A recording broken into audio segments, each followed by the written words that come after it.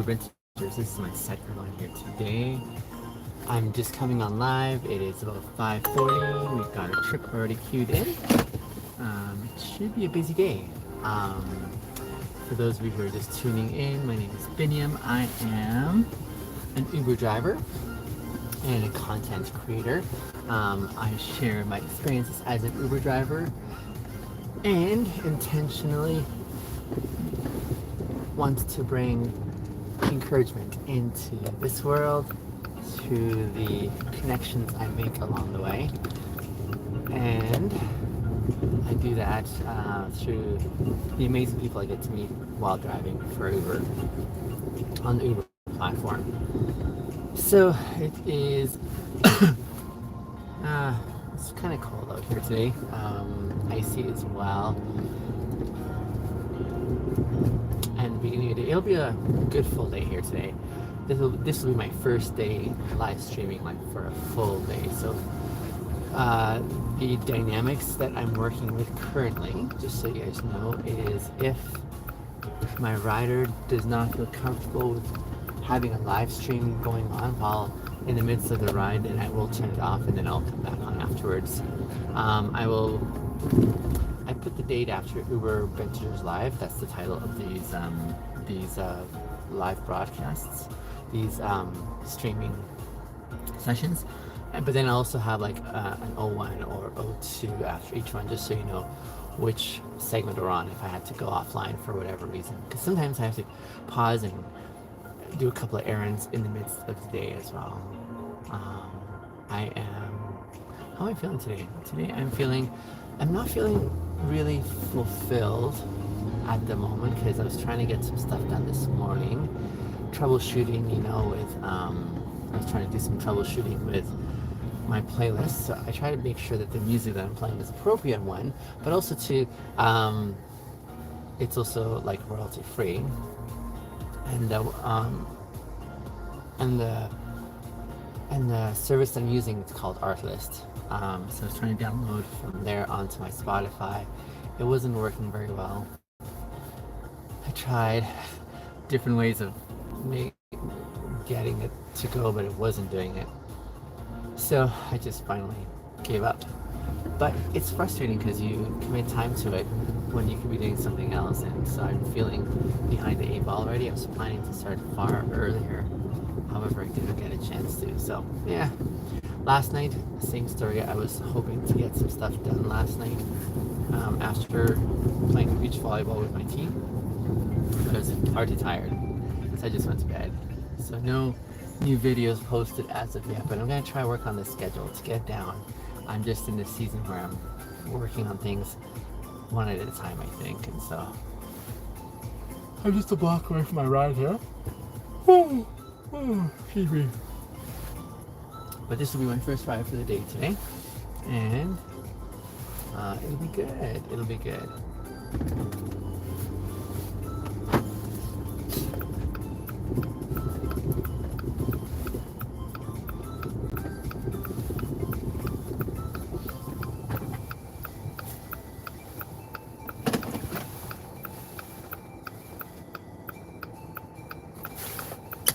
I'm not sure this is right. I'm gonna go find it.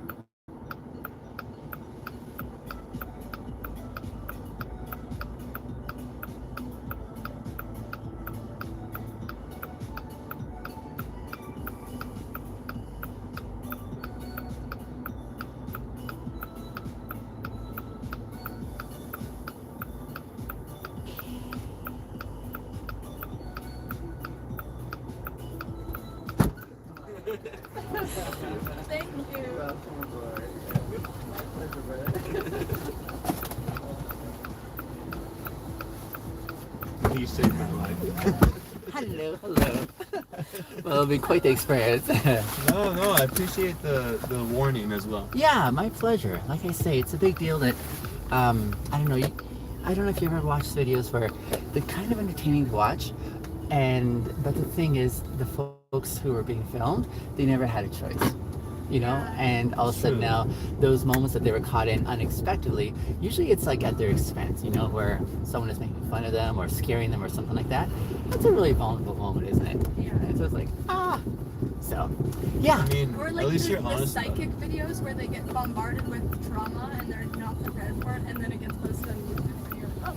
I have not seen those, but that's even awful. It'll be like a psychic driving, and then they'll be like, oh, did your family member die? And it actually, like, the person clearly is like, Holy crap. you should review that. I used to binge those on YouTube. Oh my goodness. Yeah, so see these cameras here, these are just like the security cameras that I have going on here. Those are not live streaming. This is a live stream over here that's right on me, and so that's why I like making sure this whole scenario is something that you guys are okay with as well. But thank But you. it's also why you take fucking Ubers at, no offense, like, Yeah. what, 4 in the morning, 5 in the morning? Well, What was the most fun one? I do enjoy I enjoy them all, honestly, but this is a whole new thing that I'm doing here with live streaming. So before live streaming, I was just doing videos, but with the videos, one for security for sure. But I would also just gauge, was this a good conversation that I could share that didn't put my rider, in a vulnerable zone? So I'd be thinking of like, did we talk about personal things that could identify them specifically? Did they share stuff that's super personal that I'm like, actually the world has no business on this, right? So with the live streaming now, I like telling you up front, way ahead, so that you can gauge and say, what am I actually open to talking about or not talking about, kind of thing. So, yeah, That's appreciated. it's- Sometimes I trauma dump on my Ubers. Sometimes I'm like, you know what? I want a random stranger on my life right now. yeah, I know what it is. It's like, I've heard bartenders have the same position, right? Where people just sit at the bar and just say, okay, here's what's going on. It's like free for therapy of some sort, right? Essentially what we are. I mean, we both I was going to work say, you in the guys are industry. in the industry. Yeah. Yeah. And so you're just finishing your night, Sort of. kind of. Okay. Yeah. I mean, yes, we are I mean, finishing about it. 3 hours ago, yes. Yeah. Yeah. Work night, yes. But the night Social is night. coming to an end now. Gotcha. Yeah, the social nights now. Gotcha. You said. Tonight's a night out of the usual. I know. It is. Sounds like it was memorable, though. I don't know why you look familiar, though, Nick. That's so funny. Really? I'm just trying to think. You think I'm familiar? I think you're Have you familiar. dined? What restaurants do you usually dine at? I don't. Oh, you don't? I don't eat out very often. I don't really decide a budget for eating out. So eating out is a big deal for me. I'd remember if I ate out. But do you go to raves, perhaps? Sorry? Do you go to dancing raves? Not that often. I used to go to Backlot before they closed Okay, no. with a few coworkers. Yeah. I always like to go there, but I used to go a lot. Most of the time, I go to like lounges. So Yep. like I work at Mariettas, Okay. so pretty much right where you picked this up. Yeah. I worked at a lot of Concord, so Laser Toms, Okay. Barbarellas. Yeah. But yeah, Yeah. that's it. Okay. That's where I would think you would know me from. You must have a doppelganger somewhere. Oh, I hope so.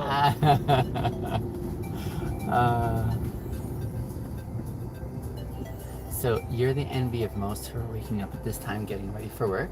Because while they're going to work, you guys are like piecing Polar out. opposite. Yeah. I know, They're like going to at the bed. end of your day, you're going. Yeah. No, So because I work at 11 a.m. So actually, I'm gonna just take a nap and then go to work. okay. We're getting two, so I got a little more of a sleep ahead of me. But Naps are a pretty amazing thing, I would say. Yeah. It seems to me like the older I grow. When you take them after a proper sleep, yes. when it's in when that's your sleep. exactly when it's in what's the right word? See, I can't even think. That's okay. It is that early. See, like, I think the world would be a better place if we had more naps instituted. Maybe like in the midst of a work shift. Could you imagine if they were like, all right, time for like a 3-hour nap, wouldn't that be amazing for like the work morale and productivity? I think so. Although I'm not sure how I'd do that as an Uber driver. Yeah, I think that would be amazing. I mean, we can all That's commission. self-driving cars, I guess. That's coming up, I hear. There's a lot of people who are leery about that option. Okay, so you both don't work together per se. No. No. Okay. But you both work in the industry. Yes. After your time working, what would you say is the biggest observation you've had of human nature? Because you're in the service industry. Attraction. I don't know what you mean. Attraction's the biggest thing in our industry. You mean like, People are attracted to guests, coworkers, whatever. Yeah. It's attraction. And I say that as a manager, like a manager. yeah, It's attraction, and that's what kills good servers, in my opinion. It's attraction. attraction to like a person's looks? Looks, personality, Okay, whatever gotcha, it is. Attraction kills everything. As shitty as it sounds. Yeah, But yeah. also attraction brings a lot of good things for individuals. Okay. So like you're talking about the staff, attraction of the staff or attraction of the clients? It goes both ways. Gotcha. In my standpoint. So the more attractive a person is, the more challenging it is to connect. I would say there's, like, think of restaurants is biggest thing I've ever always thought of them is Yeah. high school. Okay. You're in high school. Oh, like It's a forever high school. okay. So it's A lot of social jockeying. yes, there's drama, there's Okay, rumors, okay. there's this, there's that, and people always fall for it. Okay. So like a bunch of At least actors. in one Okay, venue. I see that. Now, once you start spreading across other venues, you get a lot of different shit. Yeah. And The it drama is very like juvenile. It's not. juvenile. Oh, fuck you! Look up There's a someone lot like of, Tiffany or whatever. I know you. like It is children very- trying to act like grown-ups. Yeah. Mhm. And But they- acting like children on the inside, like making dumb decisions. Yeah. Like it's a lot of flirting, Ooh. sneaking around. Okay. Like not necessarily always, Yeah. but Yeah. you do see that more than I would assume, or I hear that in my from my friends in other industries. Yeah. It's very big in our industry. Is the high school mindset. Gotcha. And when you Not see, just about like attraction, but Yeah. there's also like friendships and like basic connections with someone. I've yeah. like worked with someone for months, and maybe I wasn't close with them, but I saw them have very close friends, and then they stopped working there, and no one connected with, no one reached out. Like it's very fake friendships depending on the It's, presence that they have in your life. Yeah. so if I see you, like, Yeah. connected as soon as they're gone. Yeah. Then there's no point in reaching out because if I'm not going to be working with you, why keep the connection? But Right. it's like Very super shallow. detrimental to everyone around you Yeah. while you're still working with them. It's like, okay, if that was your supposed best friend at work and you're ready to cut them off or not reach out or Yeah. move on, It kind of makes me sad a little bit, it you is know? kind of sad. It's like Oh. a little bit conflicted about your friendships. You don't Yeah. know if they're genuine. Because you're looking for the really good core, solid I ones. feel like all of us want genuine friendships, Absolutely, but we yeah. see other people act snaky because a lot of ungenuine people are attracted to the restaurant industry, that we get paranoid about the rest of people and everyone else. I understand now what you mean when you're saying attraction, because it's almost like the attraction, like the reading the book by the cover, basically, Yeah. takes the precedence over actually seeing a person's real nature, I guess, and accepting it. Would you say that it's a curse being attractive? You answer first. I don't think I'm an attractive person, so I don't know if that's true or not. Yeah. but in my opinion, I'm like, it's not a curse. It's a blessing because I don't see myself as an attractive person. Okay. That's my answer. Yeah. I have a. I'll try and make it short. Sure. I was always told Yeah. by my dad that I have the curse of beauty, which means that no one will pay attention to my personality because they see my beauty first. And no one will see me for me because they see what's on the outside first. Yeah. And at first, like, he told me not to look in the mirror a lot as a young kid, and I was like, oh, stop. Yeah. I'm not vain, I'm not self-obsessed. But Yeah. now the more that I realize it, the more obsessed you become with your person, or like your physical appearance, Yeah. the less attractive you find yourself. Yeah. But then also the more attractive other people find you. Yeah. It doesn't matter how attractive other people find you, it's how you see yourself that matters. Yeah, I've often wondered about that too. But like you said, if it's like unfortunate to be attractive, in one sense you are sexualized 24/7. Sure. You never feel like you are Aside from that identity. just a funny person or just a creative person or what it is. You always feel like there's a set of eyes on you even when you're alone. I see that. So it's kind Okay. of uncomfortable feeling, but That's a really on another hand, I Yeah. am grateful Yeah. that other people find me attractive, even if I don't find myself attractive, Yeah. because I've heard that too. Okay. I can't complain. I would like to ask just one final question because that's like really fascinating. And that is, if you were to be seen for something aside from your looks that you really appreciated, and if a person were able to like identify and say, this is what I see, what's that thing you appreciate most being pulled up? I'm like, oh, look at these two. I presume you might have been a couple, maybe. Yeah. I had no idea that, you guys were just hanging out and getting to know each other, so. It's interesting the things that come out as you get to know someone. It really is.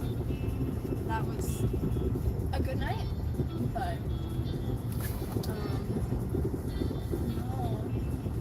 I don't know, the fact that he didn't remember my name, I was just like, well, like that's such a vibe too. I see. But aside from that, good night. It's EVA, right? ABA. AVA, thank you. So it's one of those things that's called, is it a palindrome? That's actually so funny because I said that to him last night, like tonight, Yeah, a few hours ago. I was like, you know what a palindrome is? Because it's a palindrome while he's trying to guess my name. Yeah. And it is, yeah. Yeah. Yeah, same words as backwards. Yeah. Those are kind of fun. It is. And I also used to be like sad about it because everyone would switch their name backwards and have a funny another name. Oh, really? Yeah, like, I'm so sorry. Now remind me of your name. It was, no, see, the game, the roles are reversed.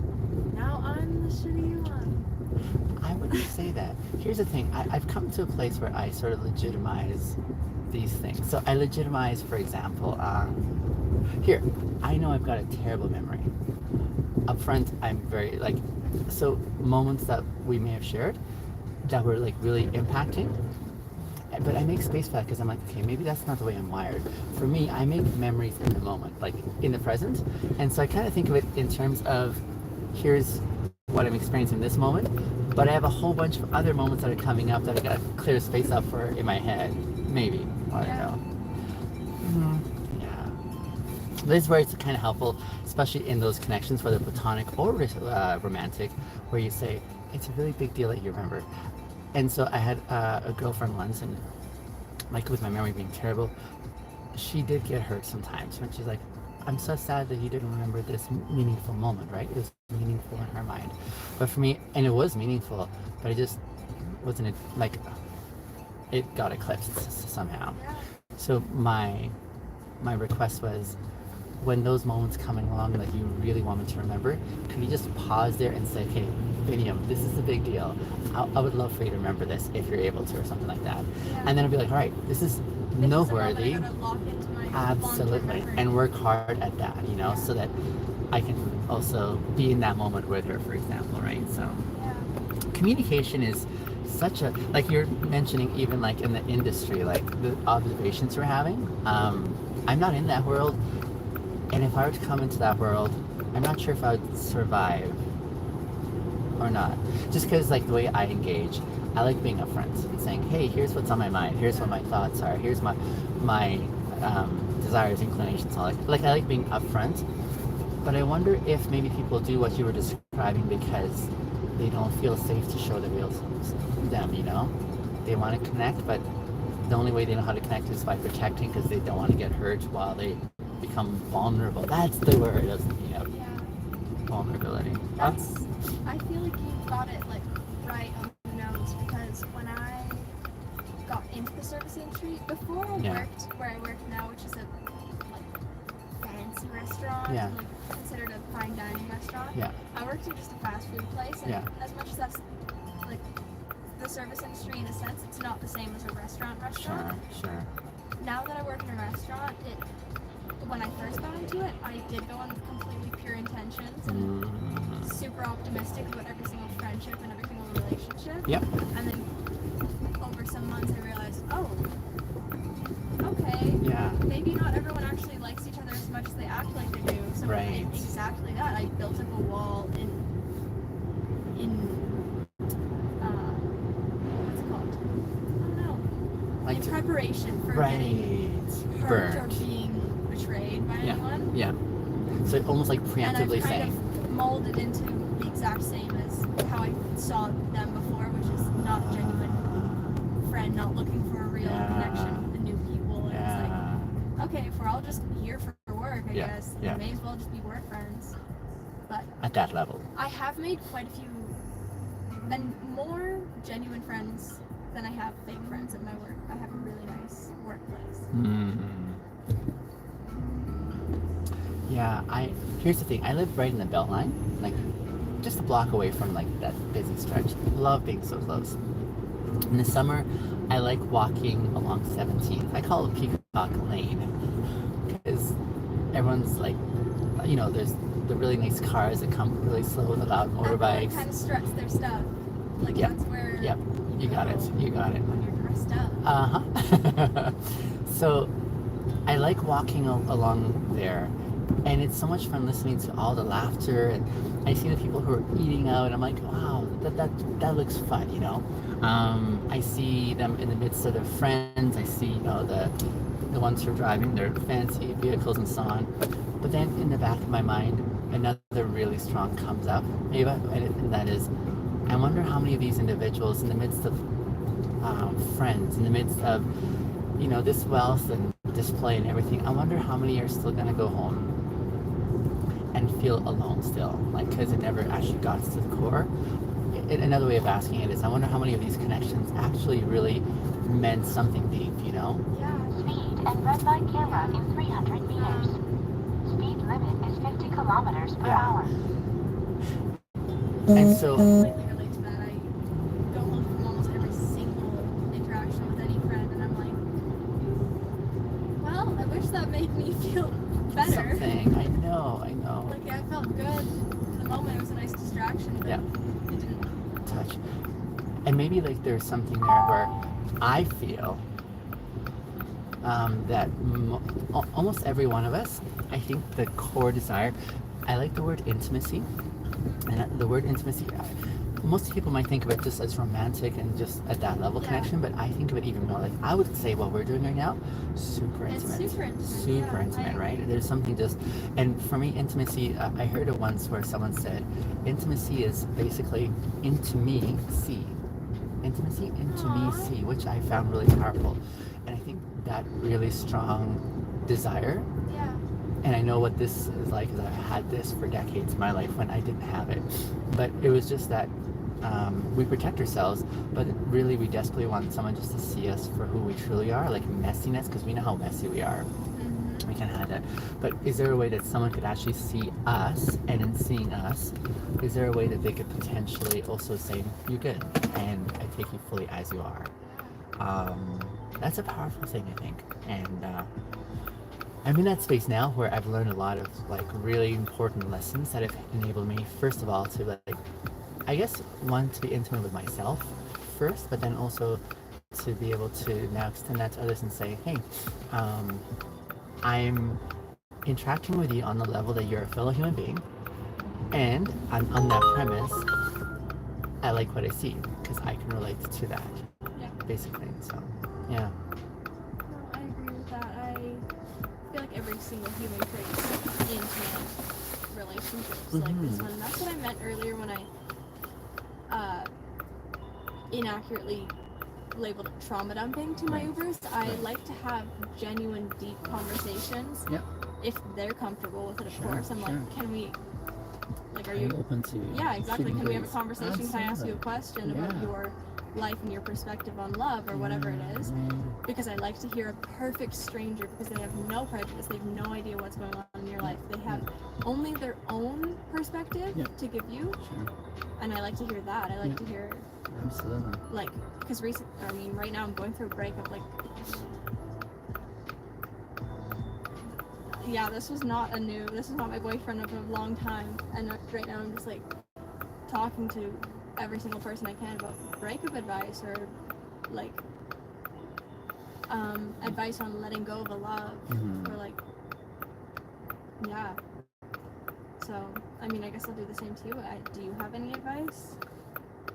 So the question is, do I have any advice on how to break up or if you should Not- break up? No, not necessarily. Like, once you've broken up, Yes.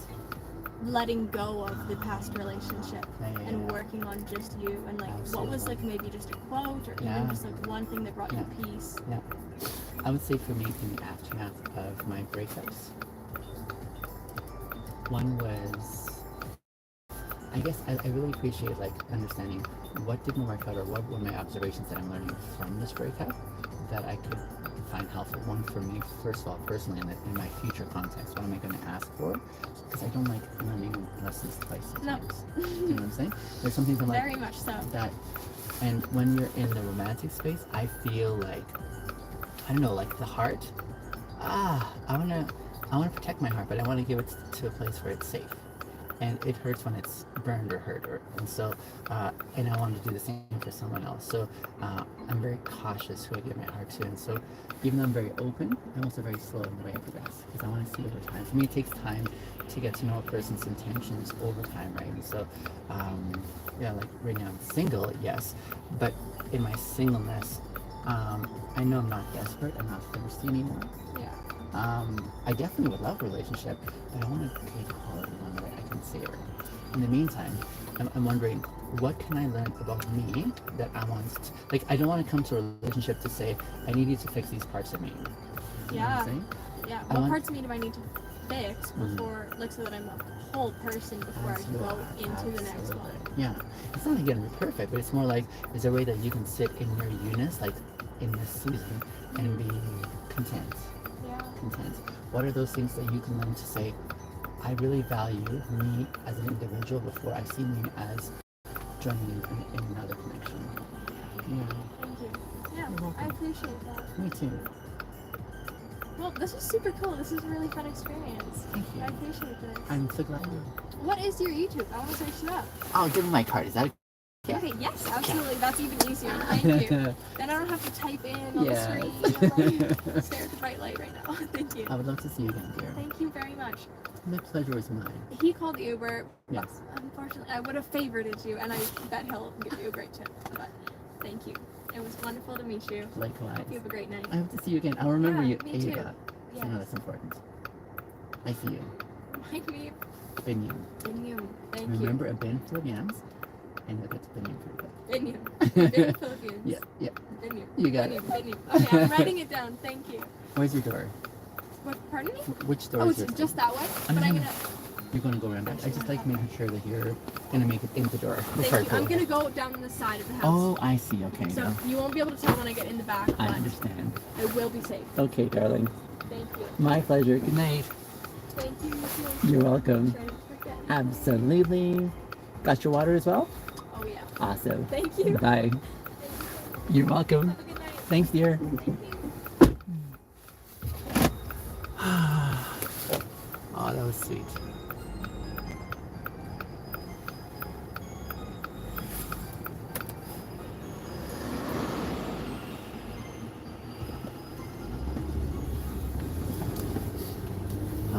Wasn't that sweet, y'all? Oh, I just, my heart. One friend says, oh, my heart. And I think I get it when she says that, but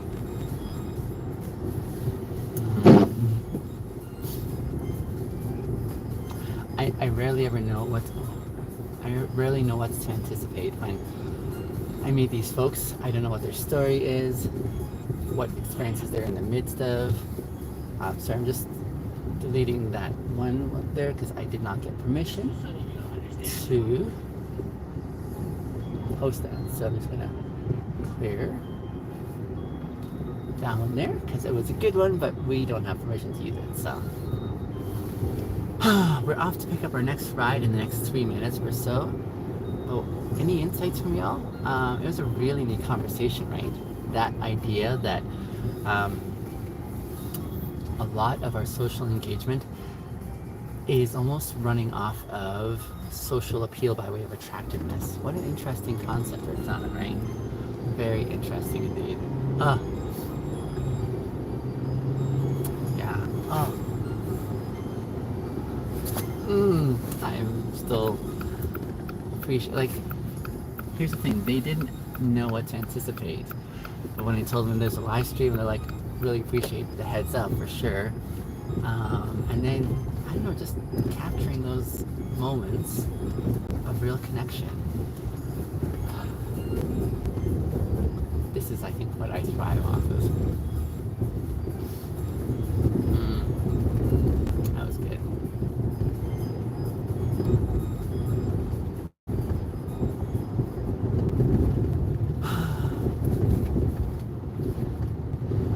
When you have these caliber conversations throughout the day, perhaps you can see now why I so thoroughly enjoy what I do, or what I get to do. I mean, these are strangers I've never met before. Yeah, I've never met these individuals before, right? And yet, I'm just gonna quickly jump in the back here and stock up the water, because we need 2 waters. One second.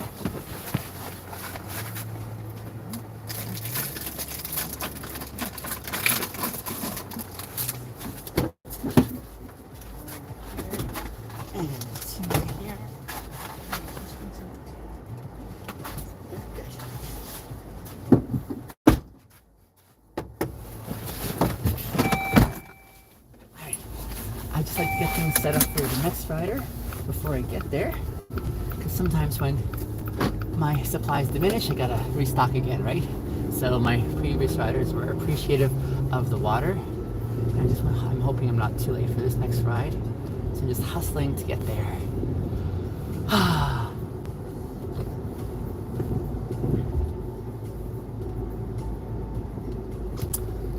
I have so much gratitude. So much gratitude for these experiences and this job and the flexibility.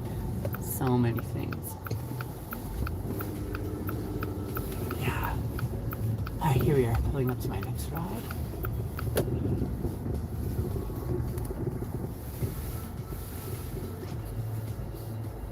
Somewhere around here. I just pulled up to a man standing on the side, but I think he's standing at the bus stop. Meanwhile, I'm waiting for someone else here. And at times it's difficult to see the house numbers. So, yeah.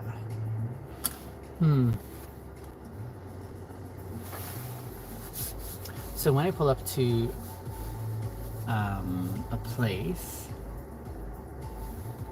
the app gives them 2 minutes grace to come out to the vehicle, after which it kicks into another 5-minute cycle that they get charged for. It's not like a really significant charge, but it just charges them a little bit extra if they take it longer. And then after those 5 minutes, if they still don't come out, then the driver has the option of canceling the ride and getting a little bit of a kickback for the wait time, basically. And so that's how that works there. Yeah. And then, of course, like, what I do is in the app that there's an option to message the person or call them. So oftentimes I found that really helpful, because in so doing, then You can actually connect because sometimes the app gives us different destinations to like find each other, and so we can sort of clarify where to rendezvous at.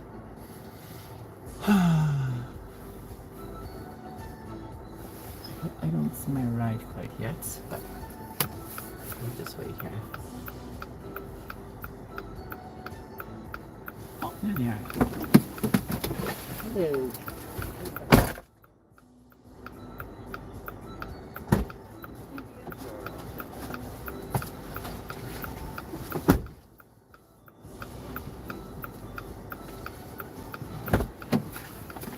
Hello, dear. My name is Biniam. Nice to meet you as well. I want to give you a quick heads up. I have a live stream going on, but I always like to prioritize my riders' privacy, so you're not on camera at all. And if you would like, I'm happy to turn it off too, but I just wanted you to have heads up there, okay? I pulled up to that guy at the bus stop thinking that he was my ride. I know.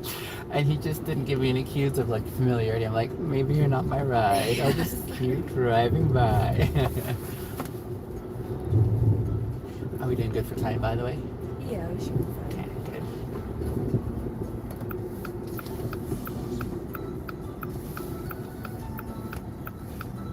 Happy Tuesday, by the way. Yeah. And- First day of the work week. Oh, is that so? It's your Monday. Monday. Does that mean you get long weekends in general, or you have to work into the No, weekend? it's just I just work weekends. Okay, gotcha. I guess there's perks for working on the weekends, Yeah, it'd be nice. but then you don't get like social time when everyone else is on schedule. Right? Exactly. And you usually start early like this too? Yeah. I'm just being a collective sigh for you. Yeah. I take it you're not a morning person either. It kind of depends. It doesn't. Like I'm used to it by now. 'Cause Yeah. I've been doing this job for a while. Okay, like on your days off, do you wake up like on the same schedule as well too, like early? Yeah, usually I can't really sleep in. Is that frustrating, or you're like, that's fine? It is what it is. Sometimes Yeah. I can sleep later in the day, so Okay, it doesn't matter too much. fair.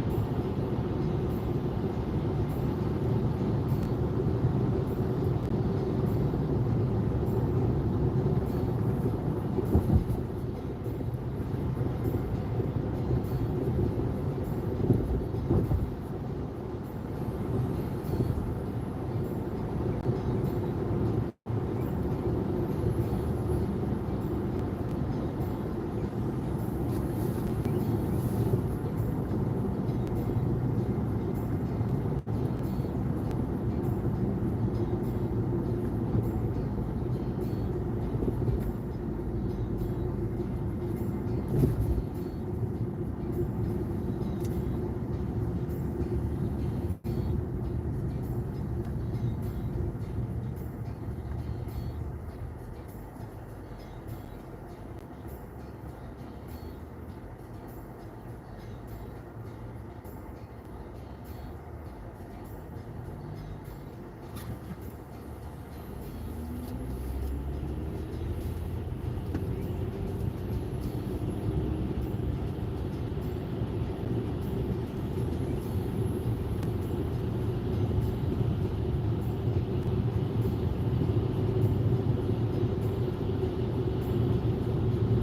was gonna mention too, if you like, feel free to use the charger if you need. Yeah. You're welcome.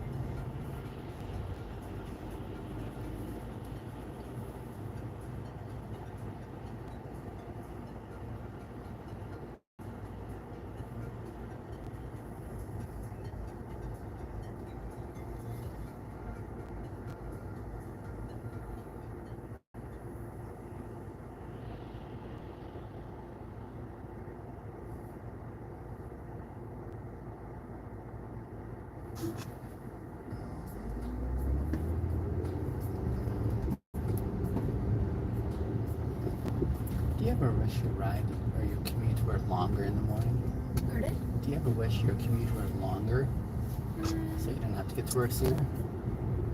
Sometimes I take the bus in the morning. So if I want it to be longer, I just take the bus instead of an Uber, and then I have plenty of time I to see. prepare myself.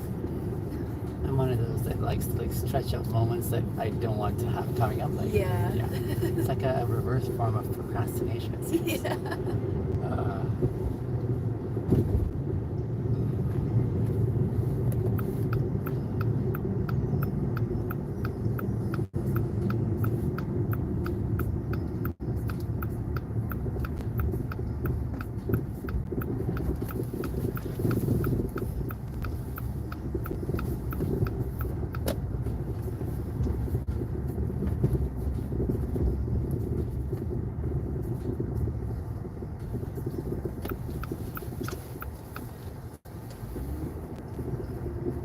We went to the gas station or the store? The gas station. Oh, awesome. Okay.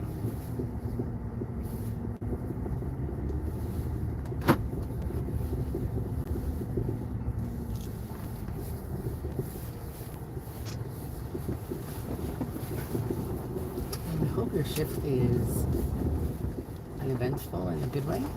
Thank you. You're welcome. Nice to meet you, dear. Yeah, it's good to meet you. Enjoy your shift. Have a good day. Thank you. I will.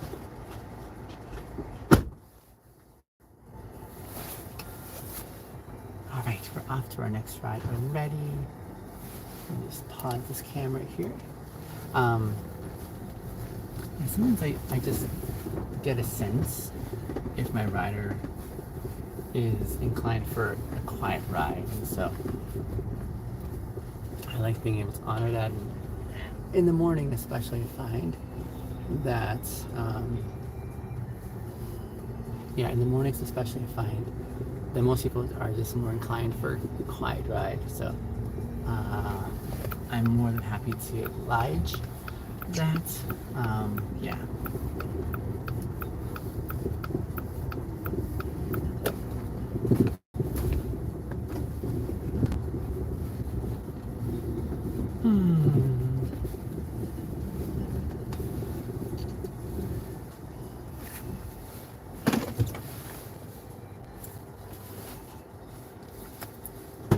Hello, Abby. Yeah. How are you? Nice to meet you. Yeah. Welcome. Abby, I just wanted you to know at the outset I have a live stream going on, so if you don't feel like having a live stream, that's totally fine. I'm happy to stop it. I just wanted you to have a heads up. Just say it. You're just finishing work, I presume. Welcome to the end of your shift.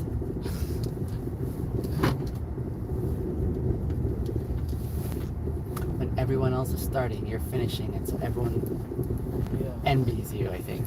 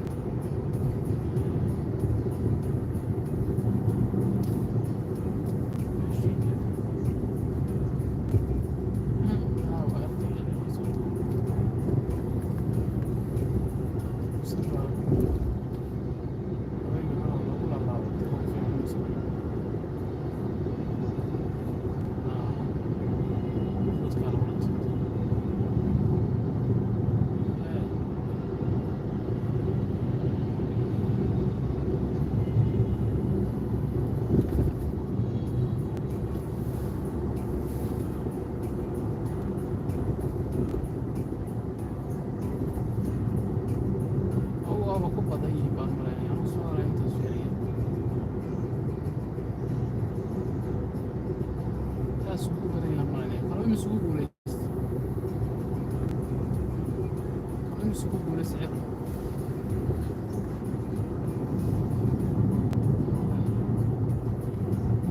Musay musuku dah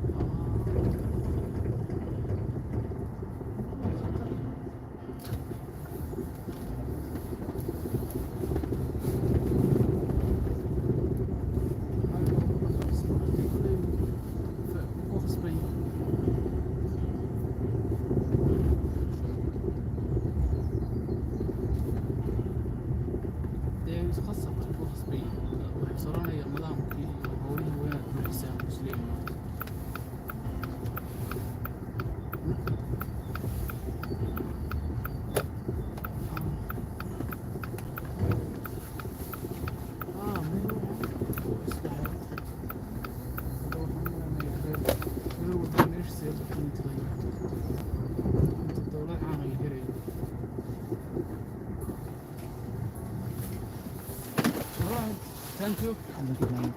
Bye.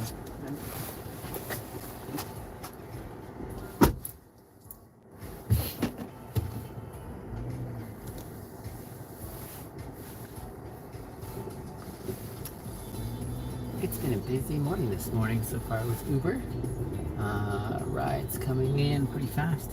I'm picking up quite a few who are just on their way home from work, I think. So, mornings are interesting. I find I'm usually trying to ascertain or figure out if someone is just, if they're, like, what kind of vibe they're in. Sometimes there are morning people and who are more than happy to engage in conversation. Oftentimes I find people are usually probably still trying to wake up, right? So, yeah, when you're still trying to wake up, I endeavor to make sure they feel like they don't have to have a conversation, because yeah, I can understand what it's like when someone's like not in the mood, but they feel obligated, and I don't want them to be in that scenario. So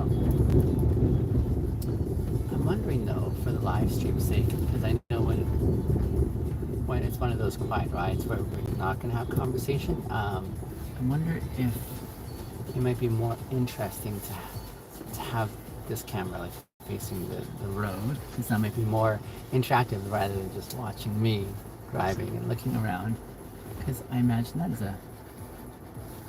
not as interesting to watch.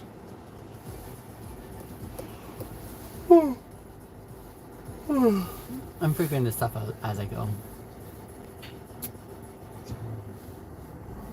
I'm making it up as I go. So, yeah, I might want to do something like that though.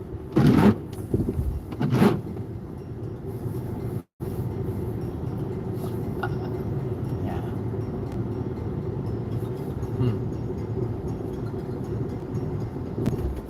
We'll see.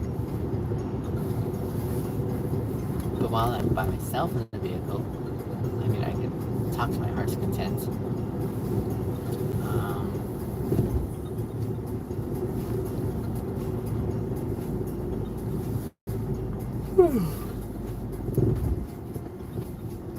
Today I'm going to be featuring the same question as I was yesterday, because yesterday was a very short live stream, short less than 4 hours worth of content. But I want to, yeah, I think I want to make this worthwhile, and that is in sharing and inviting others into the conversation about integrity and what it looks like to live with integrity. So today,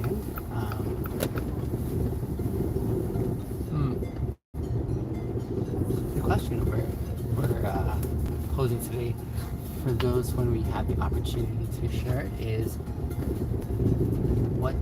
it's one of my favorite questions actually, and it's what's the difference between authenticity and integrity. Authenticity and integrity, conceptually they seem very synonymous, or they seem like they mean the same thing.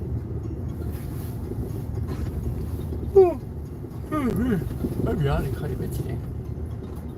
But the question is, are they really the same thing or not? Just checking my reservation requests. Nothing much really yet. Yeah, nothing much. Yeah, so what's the difference between authenticity and integrity? That's the question. And I pose that question when I have the opportunity. That's the heart of what I'm trying to do, is to gain more inputs and more perspectives from others, like my riders, who it gets me along the way here.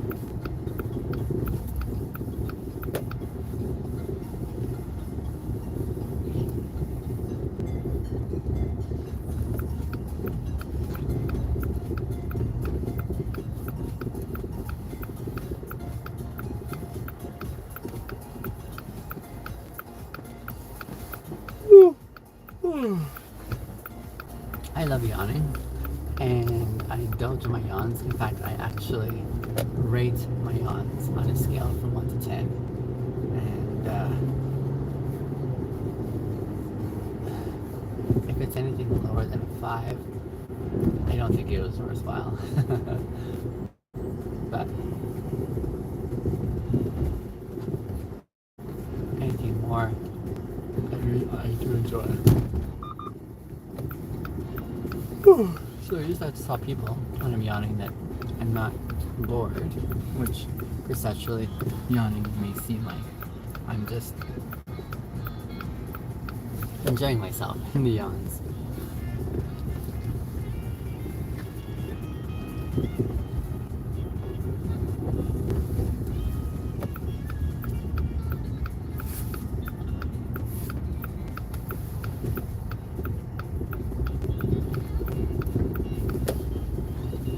So this is a playlist I just got off of Spotify. It's like a royalty-free one.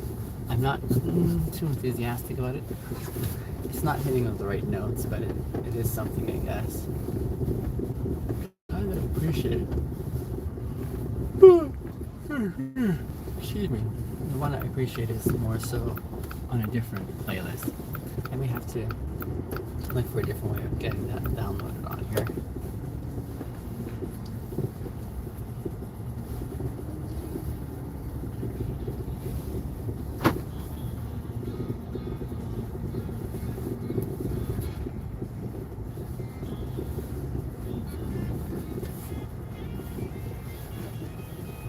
There she is.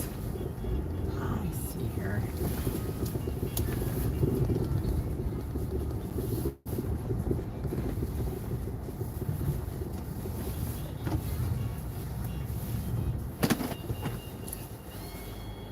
Good morning. How are you?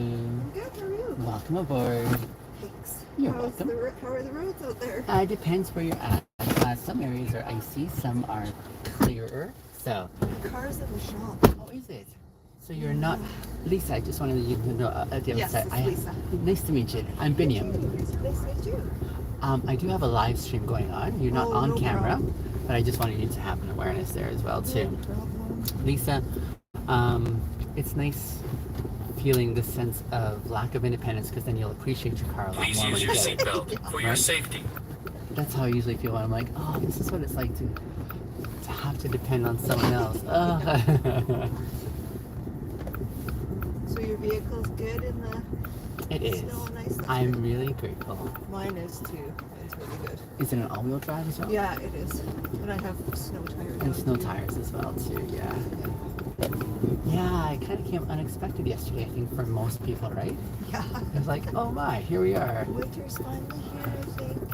Although, I don't think any of us can really complain this time because it's been a lengthy fall It has. We've in been a very really lucky. delightful way. Yeah. It's the kind of thing where I just stopped holding my breath and saying, all right, let's just roll with it. There's nothing you can do. Yeah. It's inevitable. How long is your vehicle in the shop for? I think it'll be done today. Okay. Yeah. How long have you been without the vehicle for? Just since yesterday. Oh, okay. No big deal. Yeah. It's those visits when you take it in for something and realize there's a lot more that they were accounting for. You're like, Yes. really? Oh, That's kind of what happened, actually. really? It was just a momentary. Well, I went and got the winter tires put on, and then they found something that needed to be fixed. So yeah, it's like a leak in the differential, Oh, okay. and it was pretty bad, so I couldn't leave it. I see. It's just that you're committed unexpectedly. Yeah, the roads look good actually. Once you get off the secondary, the tertiary Yeah. ones, these main ones aren't too bad, yeah. However, I'm always like, cautious. Well, you have to sort of watch out for everybody else too, right? Everyone else, potential black ice. Yeah. Yeah, someone has asked me yesterday, like, how I enjoy driving. I said, I feel quite confident in my skill, but that I don't trust in so many factors beyond my control, right? Yeah. So much. I don't know, I find now, like, it's merging. People seem to have a real issue with merging. Oh, I see. It's really weird. Like, instead of zippering, they just kind of, Yeah. especially when it's a merge, right? And that's where it's going to get tricky when it's slippery out, right? Right. Yeah. Yeah, I knew with yesterday's first snowfall to anticipate a lot more incidents on the road. And sure enough, I was seeing a lot of folks who were having a terrible day. Yeah. When I dropped my car off right after work yesterday, Uh-huh. but I left at like 4:30, and I thought the traffic was really late yesterday. At 4:30, actually. Yeah. Here in the downtown, especially. Yeah, like coming Okay. out of downtown. Yeah, it yeah. seemed really late. I know in the morning it's a different story. The morning. The morning was tricky. Oh, it was. Yeah.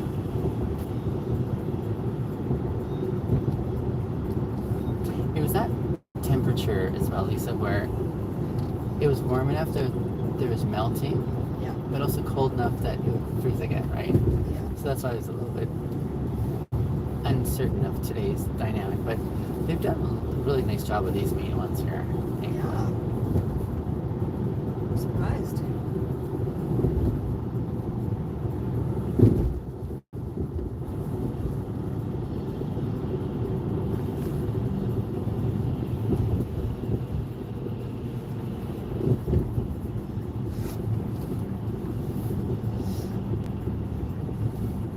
Speed and red light camera in 300 meters. Speed limit is 50 kilometers per hour. Speed and red light camera in 200 meters. Speed limit is 50 kilometers per hour.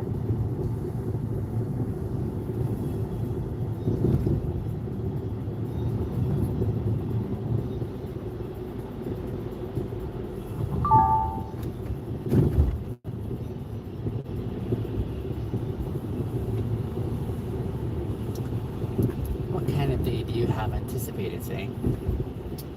Oh, probably a very busy one. Yeah, I just started this job. Did you? So I was off for 6 months. Oh, okay. I had the company I worked for was sold, Oh, I see. and I just decided to take some time off. I was at the same job for 18 years. That's So a chunk of change there. Yeah. Yeah. So it was nice to have a break. Okay, I was gonna ask what kind of 6 months that was. It was a nice 6-month break. Oh yeah, it was Yeah. great. It was by choice too. Yeah. So that's always nice.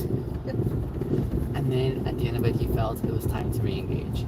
Yeah, I just felt like I was off long enough and thought I should get back in there, but Is it in a similar role or totally different? it's kind of similar, but not really. Okay. I'm not loving it. So Yeah. we'll see.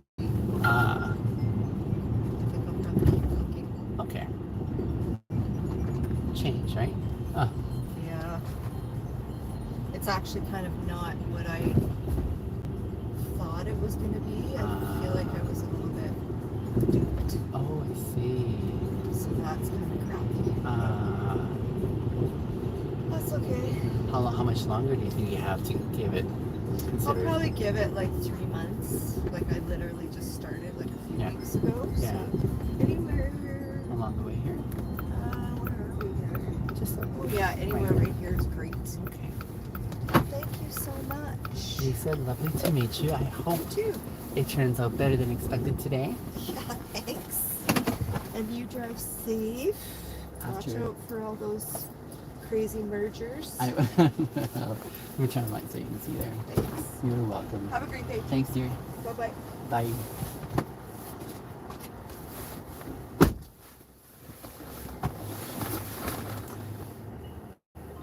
One ride after the next. Here we go.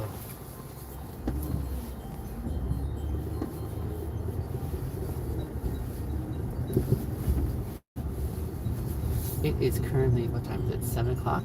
I don't anticipate we'll see the sun for another hour or so here. It's getting later and later, so I'm going to keep this light on so you guys can see me. Yeah.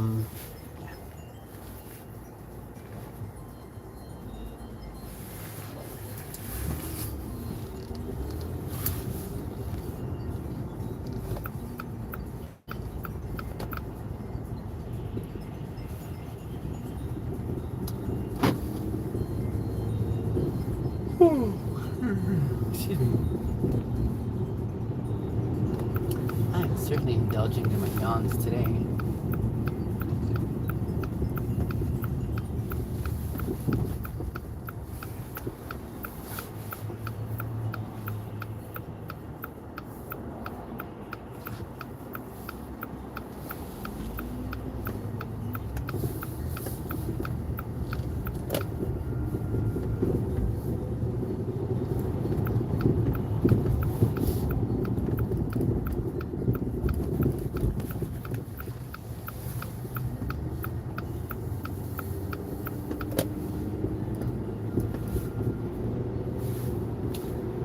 There's a lot of short rides in this area this early in the morning, but this is the time frame, like 7 to 9 here is a time frame where you can earn more points per ride. So usually you get 1 point per ride, but in this crunch time they award 3 points per ride. And those points accrue to help you get certain perks on the app, and it's just their way of incentivizing you to drive more for Uber. And one of the perks that I appreciate immensely that I've earned from the last cycle was being able to see when a ride's coming in, like a ride request. I'm able to see how long that ride is going to be for. And which direction it's going to go in, so I find that really helpful. So that's how we know that this next ride, it was like a 4-minute drive to the location, and it'll be another short ride, like a 4-minute ride, most likely to the downtown core.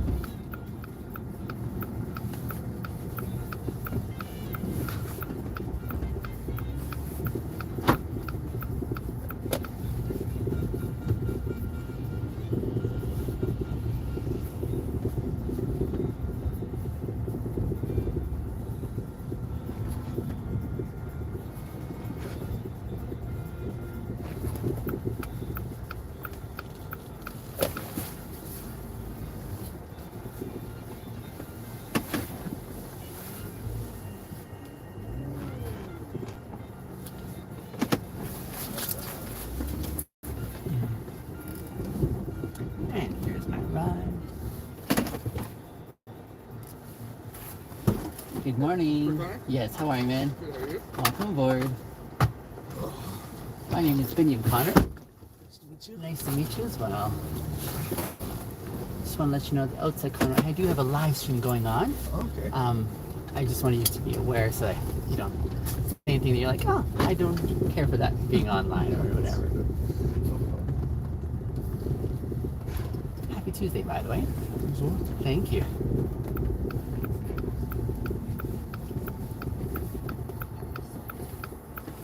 At least it stopped, right? Yeah.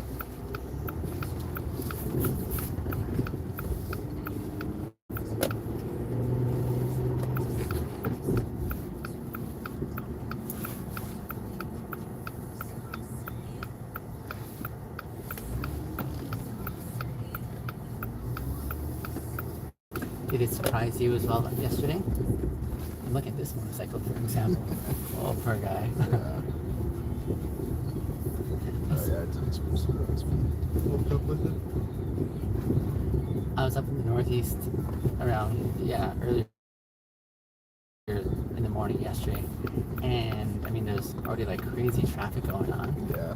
But I saw this guy on his bike, like in the middle of the lanes trying to, navigating on a bike. I was like, oh, Yeah. I feel for you, buddy, but that's sketchy. Oh. Feels like it surprised everyone because all the sidewalks are super icy. It's like they didn't clear any of them. No, it's kind of, well, there's a lot of slipping risk going on there. Yeah. These main arteries are actually pretty good though, aren't they? Yeah. They cleared a lot of them, but like all the in front of all the buildings, it Yeah. seems like they forgot. Yeah, it wasn't pretty on the roads yesterday for sure. Speed and red light camera in 300 meters. Speed limit is 50 kilometers per hour.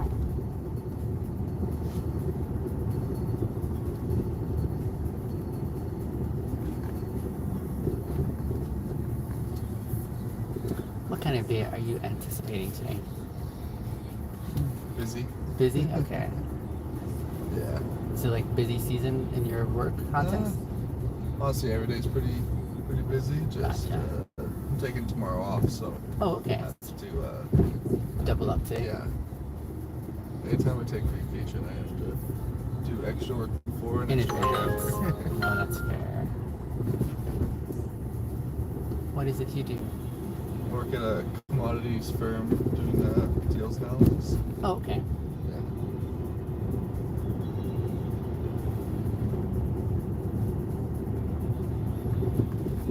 Sounds like you have to be on top of it. Yeah. It's a lot of Excel and a lot of spreadsheets and emails with traders, phone calls. So Do you love Excel? uh I mean, makes I life easier for sure. And I imagine you're fairly competent at knowing how to make it work. Yeah, definitely better people out there, but I make it work for me. So I sit with Excel and I'm like, I know you're powerful enough to do stuff. I just, it's an accessibility, right? I think the biggest thing is using it all the time. Like I've always had people tell me like tips and tricks, and then if I didn't use them, so then I forget them. Oh, I see. But I then see. now I use them every day, so then it's easier to remember. All Yeah. It's like a tool. Yeah. Yeah.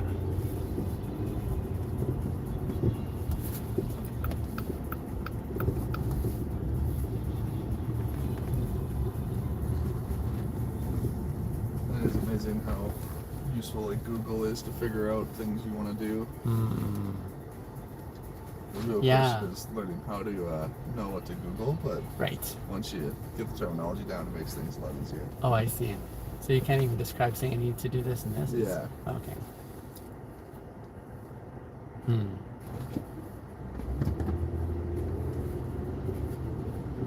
There'll be a little driveway up here you can pull into. On the right here, right? Yeah.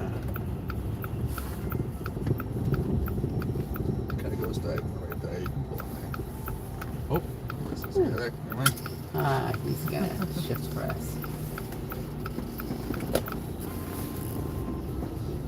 These towers do a really good job of like trying to keep it clear, eh? Yeah. I'm not sure if it's more like legal and.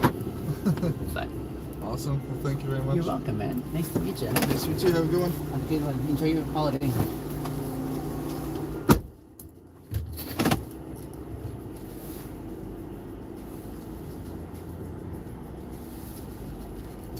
Alright, our next ride is a little bit longer.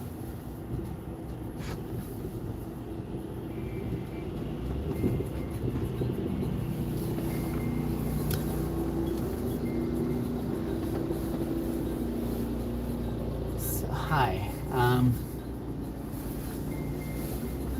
just in my Uber here live streaming for those coming on live stream. I'm going to pick up my next rider here, but I'll also make sure that they're okay with being on a live stream, not on the camera per se. I'll have a different camera going on for that, but hello there. I imagine this might be an airport zone though, I'm not sure. We will find it.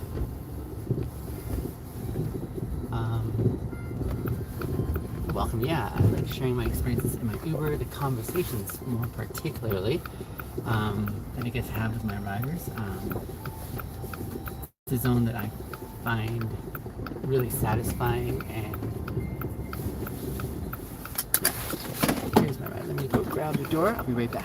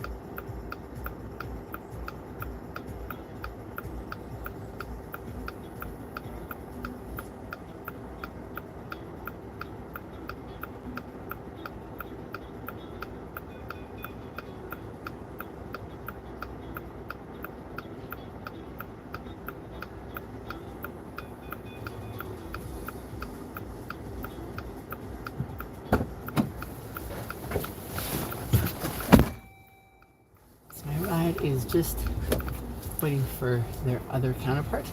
Sounds like they'll be open for conversation. Potentially, we'll see. I'll just sit and wait. I have the back open, ready to accommodate them when they get here.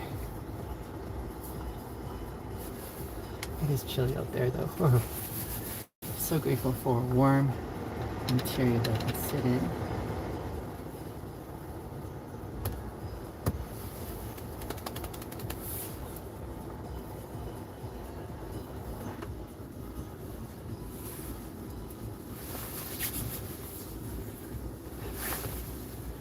I'm just thinking, why do I smile a lot? I like to smile because it reflects what's going on inside for me. And usually when I'm smiling, there's most likely a moment of gratitude that I'm appreciating and enjoying. Looks like his partner's here.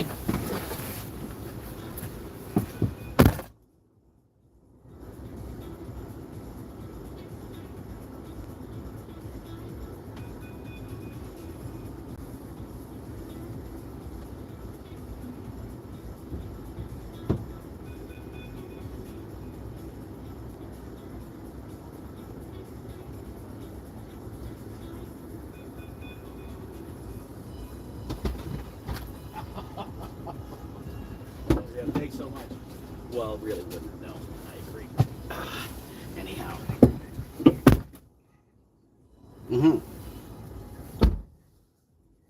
Yeah.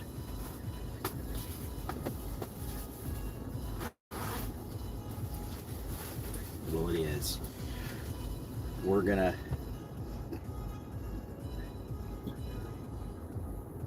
Yeah. That's exactly right. Yeah. Well, and the interesting part is I think there's going to be fewer extraordinaries, which is always the scrutiny, right? Which is fine.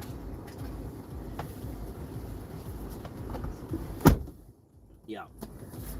Yes. Yeah.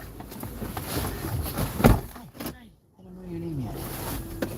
What name may I call you by? Kayla. Nice to meet you, Kayla.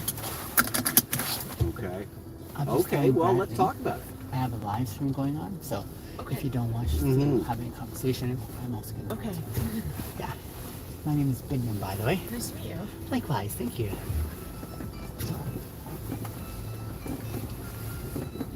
Yeah. Yeah. We did. Please and use she your stood seatbelt down. for your safety. So let's talk about a little further. Yeah, yeah. No, that's. You have a lot of significance, and you know, I went through them all again this morning, and I feel pretty good about them. You know, so let's have a deeper discussion, because when we get into the calibration, you know, we want to make sure we have conviction, and you know that there's good rationale, and you're very good at that, explaining why you've done it.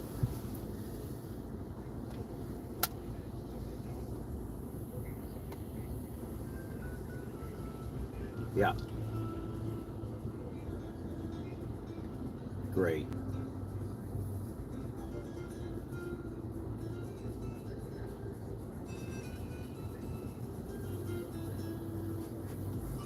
Yes, yes.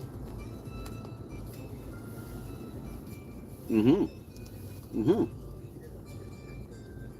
Wow. And Lindsay did 115. 108. Wow, Mark. Yeah. Yeah. It's a good rating. No, that's right. I saw Jessica Johnson at no, she was extraordinary last year. She's significant this year. Is that right?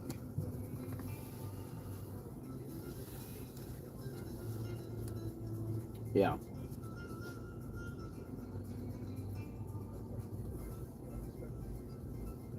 Mm-hmm. Mm-hmm.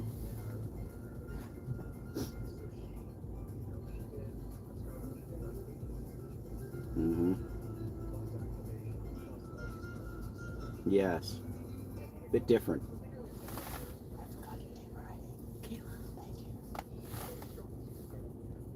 Yeah. Mm-hmm. Mm-hmm. Okay. Okay.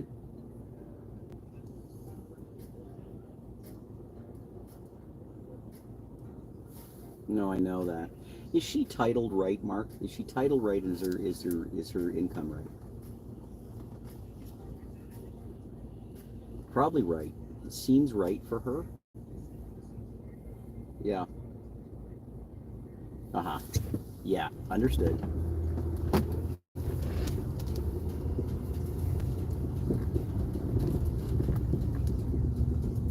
Yeah. Well, as we should. Okay. Peel it back and compare. More. Yeah, I saw you rated her strong, I think. I think that's correct. Yeah. And you're sending the right message. You're analyzing it appropriately. Certainly when you start to stack up all the others and her colleagues, you know, in that business. So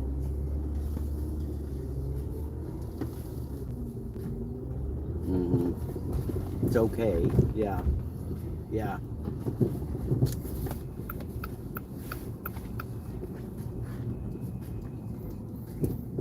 Yeah. We should be much higher in sponsorship in that asset. Like, I think we should have a big focus there.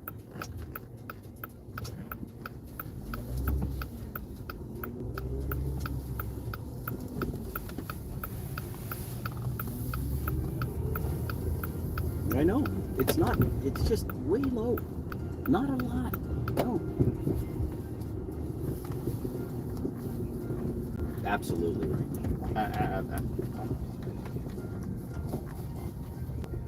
Yes. That's correct. Yeah. You and I are on the same page. Yeah. Yeah. Okay. Yeah. I really. No, that's right. And then I have that access, so I do compare those. Question for you: if you had to rate Jason Boss, how would you rate him? Knowing he's come into a new, right? New.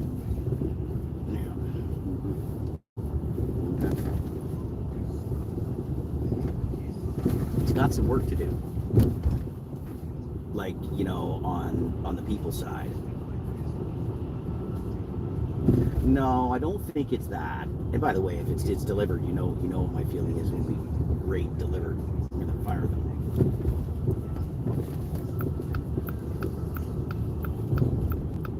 Yeah. I agree. I'd put him at significant. Yeah, he is doing a good job. Yeah, I agree. Yep. There's something there. There's just an edge. There's just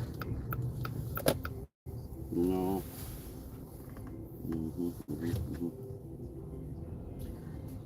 Well, be ready to comment on that because I'm going to raise it.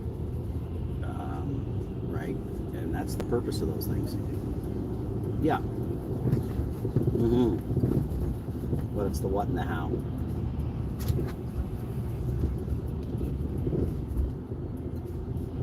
Yeah, I agree.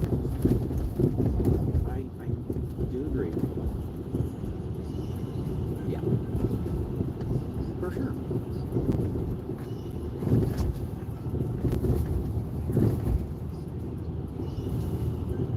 Correct. Yeah.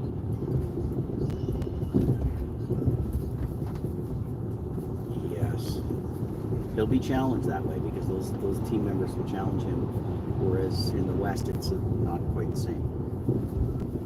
Yeah. Okay. Great. I appreciate that. All right. I am back tonight. We're just on our way to South Center, and I'm going to do a tour there with the team, and then Craig's going to go there. Oh yeah, he's going to get us through power play. I'm going to see Mo this morning. Oh yeah, I want to see it. Well, he's letting us through the space, so that's good. Gotta go see that, and then we're going downtown again to tour the offices with the office team, and then off to the airport. So I've got a big meeting tomorrow morning in Manford Lau at 8:30. Yeah, on this whole gift card nonsense, and he's gonna get a good one from me tomorrow, because this is amateur hour for a partner to do that to us. It's just not right. So, yeah, give us back the income you enjoyed on the gift card program on the way through if you're not going to support what we've done. Anyhow, we'll get through that. Oh, yeah. Yes, he did. Yeah. Okay. He is. Okay, Mark. Thanks. Keep going. See ya. Thank you. Bye-bye. Good morning, Kayla. Good morning. How are you? I'm good. How are you? Well, I slept as fast as I could. That's about Literally the hopped only right line into bed I can give you. Yeah. Busy morning so far. Yes. Thank you for sending that off. Yeah, no that was problem. very helpful. Good. There's still some gaps there, though, the ratings that are not in. Yeah. How is that? That's just not smart. Yeah. I'm really surprised about that. So we can. So now they can't go in and edit it. So either we have to go in and edit it, and send it back to them, or we just do it. Yeah. Which obviously we can do. Oh, I know you can. But for the more junior level employees, I think they'll really know. So. Okay. Well, I sent Prina this morning, so there's a couple of names in there that I'm surprised are not in. She didn't send me back. That's okay.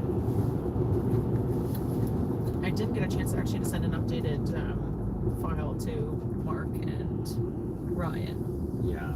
So maybe I'll do that today That too. it would be helpful. I Yeah. I want people to come in prepared. I wrote Mhm. down probably 10 or 12 names this morning. Probably 15 or 20 to talk about. That you don't agree with. Well, I'm gonna ask some questions. Yeah. Yeah. Make sure we're rating right. And this is such an important time in your life to get this right. And as I said yesterday, you have to rate based on the criteria, yes, but more importantly, what did they actually do? Right. Not because they're your friend.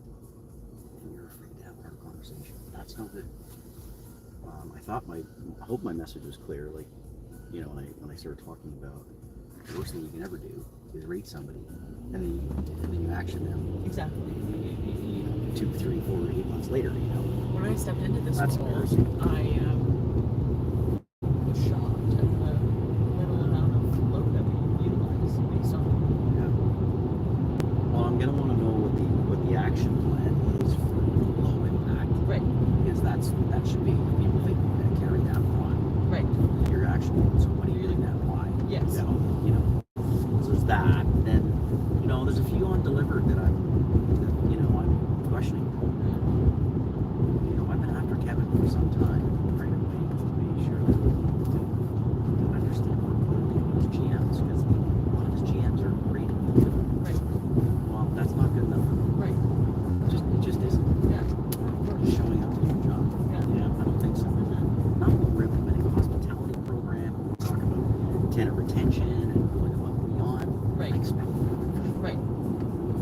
Now, you know, there are circumstances that would say yes to that if they're in a new role, for example, learning and developing and all Recently that. promoted. Yeah. Yeah. Got like seasoned GMs that have been around a long time Yeah. that are in delivery. Right. So I want an action plan from Kevin. Or some plan. Right. Is there training and development? Like, what are we missing here? Right. What's going on? Yeah. So tomorrow is with who again? Can you remind me? It's all my leaders, right? Yep. And then it'll be Sharif and his direct reports. Yeah, and we're talking about The directors. Yes. I believe what the plan is with the VPs in the room, we'll talk about the directors. No. I don't know if we're going to then No. exit the VPs and then I see. talk about them, but Yeah, well, or yeah. if maybe bring it Isn't to them that directly. next week or? I know. Well, it sounds Aren't you gone next week? Oh, I am gone next week. Yeah, that's the problem. Yeah, I'm fine if we do it all. We exit the others and talk. Yeah. But also, we only have 3 hours, which there's a lot of directors, but. Well, I think we just have to get focused. Mm-hmm. Let's focus around the outliers, like extraordinary. Low impact is like a 2-minute conversation. Also questions around delivery. And some that, you know, strong versus significant. Yeah. Making sure that's right. And then I think hearing the feedback from Sharif's team will be really beneficial as well. Oh, absolutely. 100%.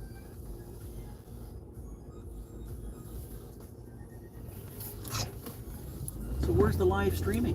Bradley, she's right in front of Doing me. it right now. I am. I am. Okay. Did you hear all that? I don't know. That's kind of crazy. It's a unique frontier I'm navigating. I used to create videos with my Uber ride experiences, especially the conversations I enjoyed, which turned out to be really encouraging for many people who watched online. And I thought, wouldn't it be neat to like sort of share the experience that, or at least why I love this job here, and the connections I get to make along the way with. That's nice. Yeah, but I like with this with the previous dynamic. It was at the end of the ride that I said, is this something appropriate, worthwhile sharing with my followers? And then I'd get consent if they're open to that. But with live streaming, because it's in the moment, it's the upfront sort of a heads up that says, hey, just so you know, this is the dynamic. If it's not working out, then let's, cancel the live stream. And my followers know that as well. So it's a unique way of embarking on this one here that I am figuring out. But nonetheless, yeah, it's exciting. That's good. I like your bow tie too. Thank you for noticing. It's kind of subtle, isn't Very it? well, not really. Yeah, that's pretty strong. There. It was the first thing he noticed when he walked. Yeah, By the way. Very spiffy. Thank you. yeah, very spiffy. Do you guys like riddles? Sure. I don't know if I'm good at answering them, but I don't like them either, but I came up with this one here, so I'm kind of preferential towards it. It's very simple. It says, And red light camera. I tie all my bow 300 ties, meters. but I Speed own limit none. 60 kilometers per hour. I tie all my bow ties, but I own none. All right. Let me know when you're ready for the solution if you're... Yeah. Tie all my bow ties. Speed and red light camera in 100 meters. Yeah, you're gonna help us Speed out. limit is 60 Sure. kilometers per hour. So this is an actual necktie that I tie into a bow tie. I tie my bow ties out of neckties. Look at that. There we go. That's sharp. It's become a part of my signature that if I don't wear a bow tie, my friends are asking, "What's wrong, Yes. Binyam?" Yeah. But This is Chinook Center, so this is a competitive enclosed model Right. too. It's a Sun Center. oh wait, So like how this is the dominant center in Calgary. right. And how big is this one? Oh, much bigger than that. Yeah, There's a new Yeti store. I was gonna say they have a full Yeti store. Yeah, that's new. Looks good. Send it out to my competitor right now. it's interesting when you see this location here. From the left side to the right, you'll notice like the newer side versus the That's one. right. Right. Yeah, it's very fascinating. You're both not from here. No, from Ontario. Gotcha. Welcome west. Thank you.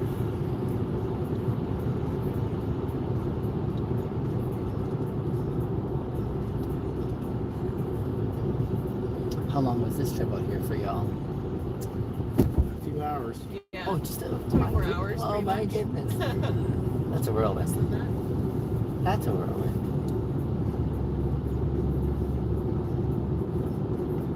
Hence the tight timelines, I think. Yes, indeed. Correct.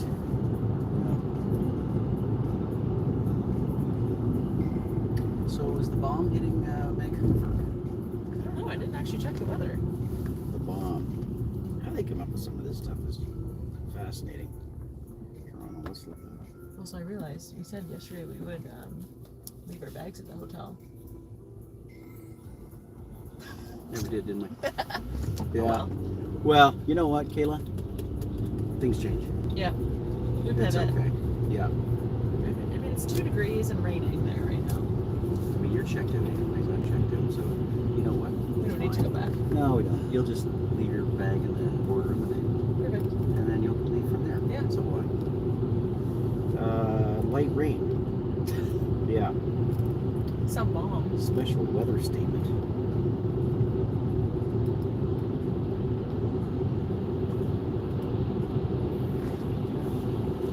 We got a good 9 minutes before our destination. You guys ready for a query that I like posing to my riders? Sure. Okay. One of my goals in life, I want to make accessible a theme I find kind of important, the theme of integrity, especially for young men. So I like creating content around that theme. So the question goes, what is the difference between authenticity and integrity? 2 words that sound synonymous, Yeah. but I'm trying to tease out. Authenticity would be being your true self. Yes. True. Yes. Integrity would be doing what's right. Okay. I guess that's a really helpful start. Like, how would you define the two? So that's what you're doing. You're saying Yeah. authenticity, being who you truly are, integrity, doing the right thing. Yeah. Okay. Okay. So they're not the same, as you're saying. They can go hand in hand, I guess. Cool. Yeah. I don't disagree. What are your I thoughts, think Brad? that's pretty close. I do believe authenticity is about living in the moment and being your real self. Yeah. Integrity is on the top of the list for sure, and that's how you behave, how you treat people, how you want to be treated, Mm-hmm. and it's about trust comes to respect and transparency.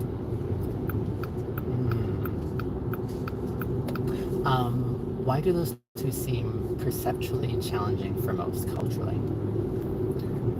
So for most culturally, Yeah, like in our culture, especially today, there's a lot more conversation around authenticity that says, hey, be your true self, like you're saying, Kayla.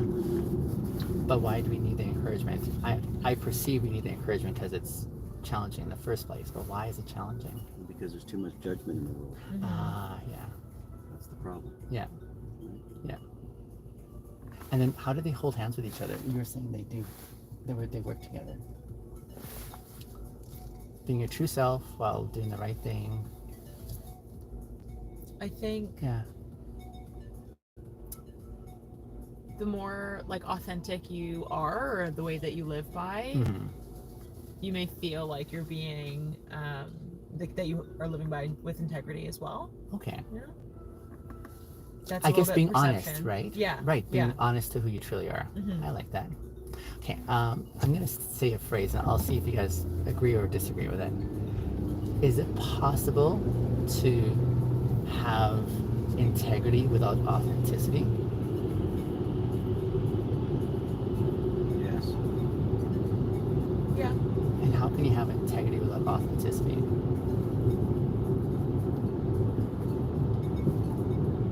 I think maybe you're doing something when you know it's the right thing to do, but you may necessarily not believe in it or something like that. Okay.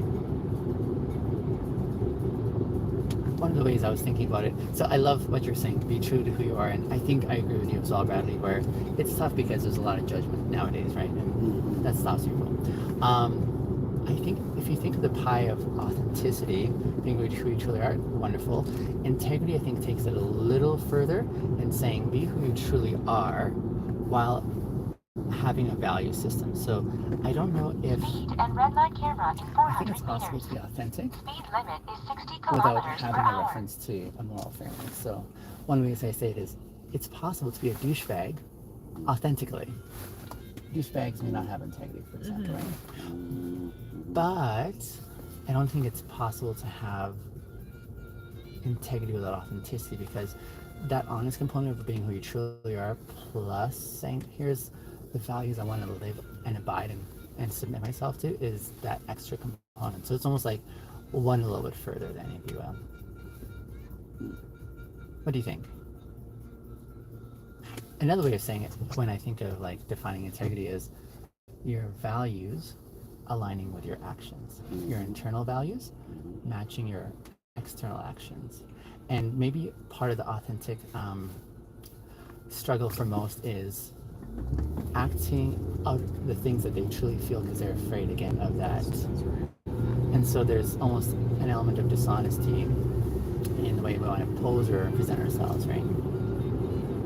I don't know whether I would use the word dishonesty. It's a hesitation to expose yourself. Ooh, I see. Fair. Because of judgment. Yeah. And so you're just not showing up fully. You're just That's reserving. right. And you're conflicted as a result. I agree with that. Conflicted in your own Yeah. mind, but There's a you're discord. afraid. Yeah. You're afraid to. I see that as well too. I appreciate it, but that's really helpful.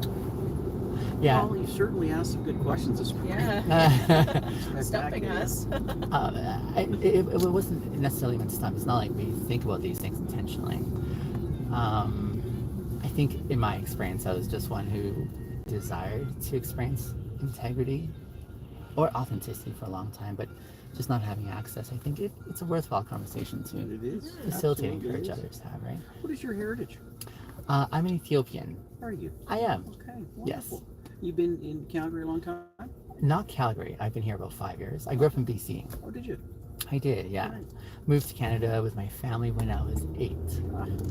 Wonderful. Yeah. So, Nice country. Ethiopia? No, I've never been to Ethiopia. Right. But Canada's a nice country. Oh, I agree. You're not from here? Well, from Toronto, yes. Gotcha. Yeah. I often, when I meet immigrants, like, I think we reflect on how grateful we are that there are places like Canada that makes space for new beginnings, challenging as they are. Yes. Yet I think when you've been without something, you appreciate a lot more Absolutely. the presence of it, right? So I agree. Growing up here, it seems like in my experience, two different cultures I had to navigate for sure. And so being able to watch the things that I had to learn in this culture, like one of the ways I say to new immigrants is beautiful country, but there's definitely a social etiquette that is unspoken, that is expected. And when it's unspoken, it's tough to abide by it, right? And so it's really helpful if you have someone culturally who can interpret for you and say, here's what it means when they say this, or do this. And then there's beauty as well if you have access to different cultures, especially if you've had a chance to travel, just to be able to say, oh, here's a different way of thinking or a different way of engaging that can give you a bit more flexibility, right? Yeah. So I agree. I haven't experienced Toronto, but I've heard a lot about Toronto. I mean, I'm keen to see how it fares culturally there. You should go. It's very much a multicultural city. It's excellent that way. I think my fascination revolves around when there's a lot of people densely populated in a certain area and how they make it work from day to day, given such disparate expressions and commitments, right? Agreed. Yeah. So this is our office building here, Kayla. So we have an office building on the side. Oh, okay. This is all part of our land here. And so would property management work out of there? Do they have offices? No, we have offices in the mall? yes. So we manage the office building from From the mall. Okay. What do y'all do? I cannot perceive what you do. We're in the real estate development business. Gotcha. So we own, we work for a large company, and we own shopping centers, office buildings, hotels, industrial, Gotcha. residential, that sort of thing. That sounds like an intimidating post. Nah, not really. Not at all, eh? No. What would you say is the most challenging element of your work? People. The people. Oh, okay. Always that, right? Is there a common theme in that challenge with people? Well, you have to treat everybody fairly, or you should, Sure. but you're treating people differently. That's a multiple paradox. personalities, right? Yeah. You have to manage through, and different situations. Everybody has a different story, so you have to respect that. And accommodate in the way that you set expectations, perhaps? Oh, okay. For sure. Frank is here. Okay, I was gonna say, He's gonna get you a coffee. You can just take us up to the main entrance if that's okay. Awesome. I'm happy to do so. Yeah. Very nice Starbucks there.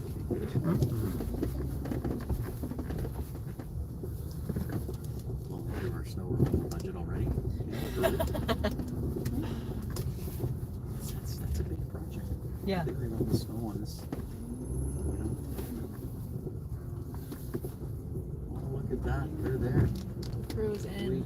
We did rally them, didn't we? It was nice to meet Well, you. it's Thank sorry, you your so name much. again? Biniam. Binyam. Biniam. B-I-N. Y-A-M. Y-A-M. Indeed. That was a great conversation. Yes, thank you enjoyed so it much. as well. My pleasure. Okay. Let me grab the bags here.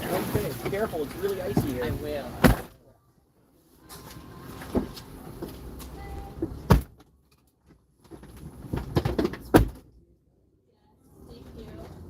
Thank you so much. Have a wonderful day. You guys do.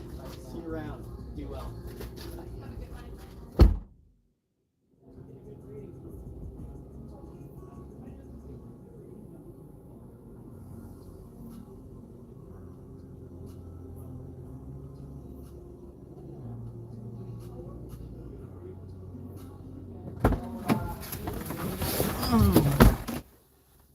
Ah, that was fun. Okay. How are we doing for time? Not now.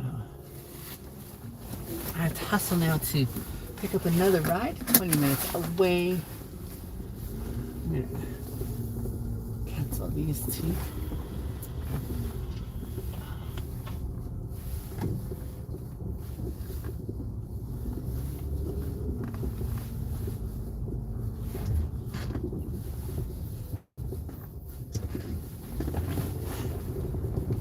Alright, it's getting light outside. I'm going to turn this light off here because I don't need it as much. It is like almost 8 o'clock, 10 to 8, and I can't see the sun coming up because it's quite cloudy here today, but it is getting light, which is lovely. As I navigate all this, there's so many, like I say, checks that I'm trying to like keep track of making sure that procedurally I am progressing in the way I'm designing or planning to, and so sometimes I forget different things along the way, but it's we're making it work. We're making it work. So there's oftentimes when I ask the questions that I do, like especially in relation to integrity, it is definitely one of those themes that many haven't given dedicated time to thinking through. And so I try to present it in a way where it's not like a test or that they have to get it right. It's more like experiential in your experience. What are your thoughts on this topic? So usually that sparks even more conversation, and so I really appreciate those candid first impressions, if you will, and I enjoy sharing some of the insights I've come along.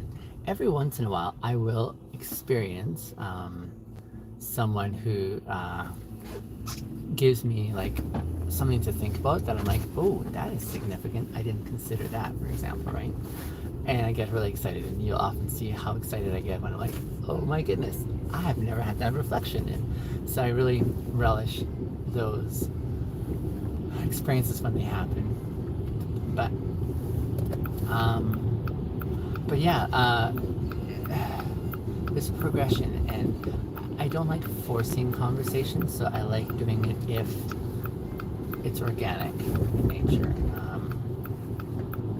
So it's usually trying to figure out a lot in the moment of where's my rider at? Are they in the zone for it? You know, sometimes we may not even touch on it at all, even though that's my main theme.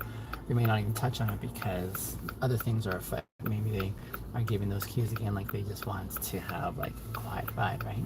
Or maybe they are giving me some of their perspectives that are totally something unrelated, right? So I want to honor those spaces too. But the primary reason, again, for the live stream that I have conceptualized is sharing just the atmosphere that I inhabit here on a daily basis, just kind of sharing with you moments to moments. So oftentimes when you're maybe watching, you'll be seeing, like maybe it'll be a quiet ride and there's not much going on. And should you come online at that moment, you'll be like, oh, this is dull because there's nothing happening. It's just part of the dynamic, and I'm okay with that, I think.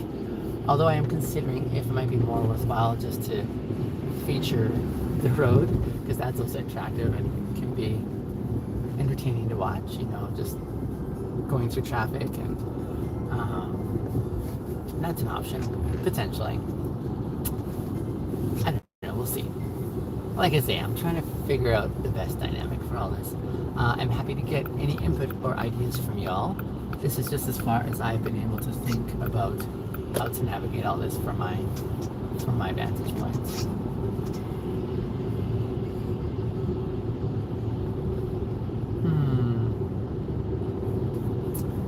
This ride that I'm on my way to pick up here, it's quite a ways away, which it was a reservation request that I didn't take because the amount for which I'd be getting wouldn't make it worth my while to drive like a long way just for a small ride, you know. But then it came up as an actual priority reserve, so I had to take that. So yeah, we'll make it work. I'm supposed to be there at 8:15, which is 15 minutes away like 20 minutes away. Yeah, it's 20 minutes away. So we'll have a good 5-7 minutes of waiting when we arrive, potentially, unless the rider is ready in advance. Then we'll just be on our way.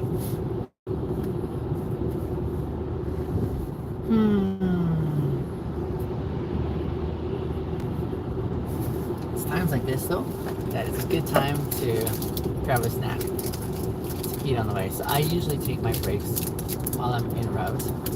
I was mentioning yesterday, I don't eat when I'm with a rider, because there's just something about that I'd rather not.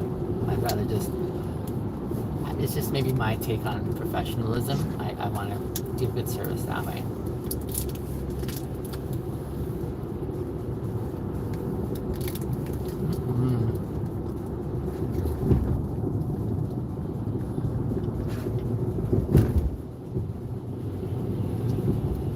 One of the things I really appreciate in all the works contexts that I've taken up,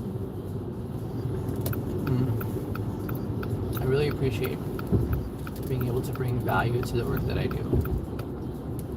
So, I've heard some say that they want to leave a place better than they found it. I feel the same way in relation to the work that I do. I want to bring value, more value than when I first arrived, basically.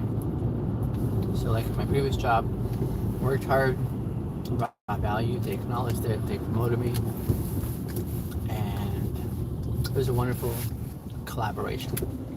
And even driving for Uber, I mean, I'm working for myself independently, I appreciate those elements, but I also want to bring value to the work that I do, especially in relation to how it affects on the brand and the company. So a lot of this, that's why it matters to me, that I leave a good aftertaste in the perspective of my riders that I'm serving, and also for all y'all who are watching me do this. So it's important for me.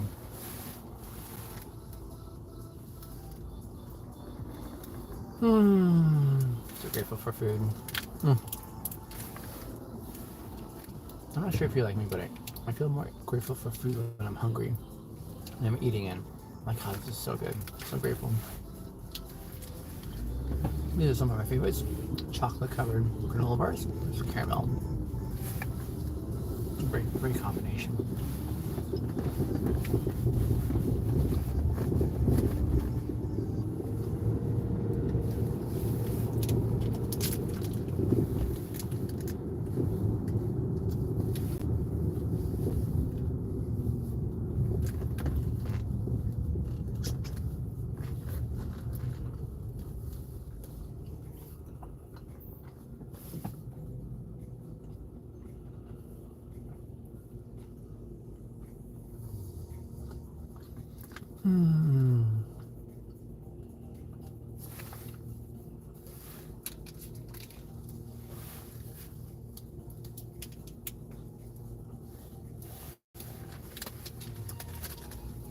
At my old workplace, it was a warehouse, and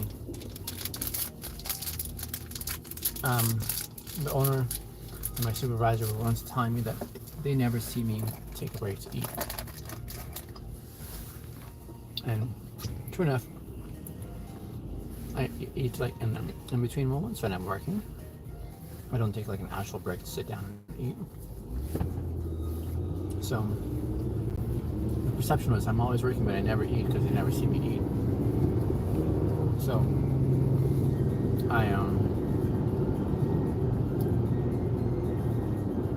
so just to be goofy, I'll take one of my sandwiches and I walk along the sidewalk outside the owner's office, and I nonchalantly stand right in front of her window, looking off into the distance while I'm eating my sandwich. And then I look around as if I'm surprised to see her in her office. I'm like, oh, I didn't see you there, kind of thing. It was a comical moment. Just to play on the fact that they say they never see me eating, and So, I'm human. I need breaks too.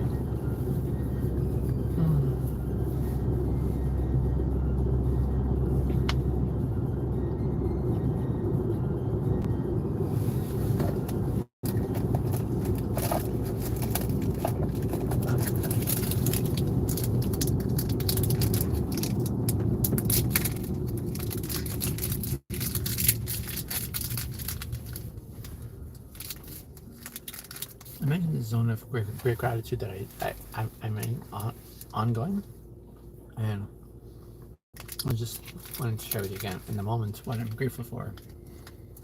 It's icy out here, and slushy and snowy and slippery. I'm really grateful for winter tires. This would be really awful if you didn't have winter tires out here because you need them. So grateful for my vehicle. This vehicle that is comfortable.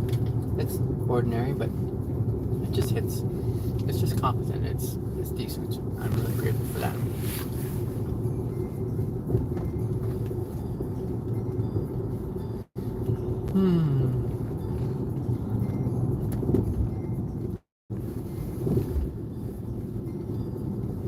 So grateful for the fact that I enjoy this job too. So good. Hi there. Whoever just came online. Just an Uber driver who's sharing my experiences in the live stream context. Wanting to bring encouragement on the theme of integrity.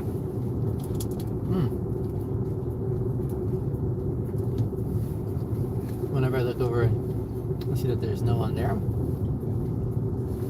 in my mind what goes on is there's no one here now. This is the very beginning. But in time, I look forward to when there's people who are tuning in because they're finding encouragement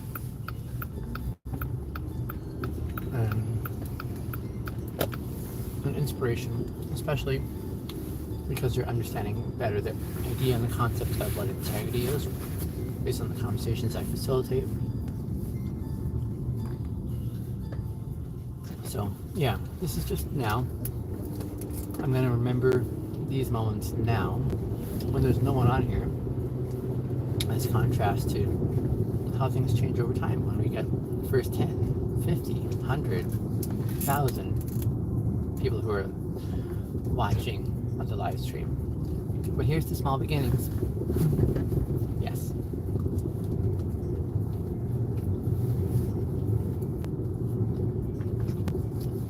Share all that because many would perceive this as super discouraging, but I don't. I feel I'm very patient to wait for good things. So it's just a matter of time.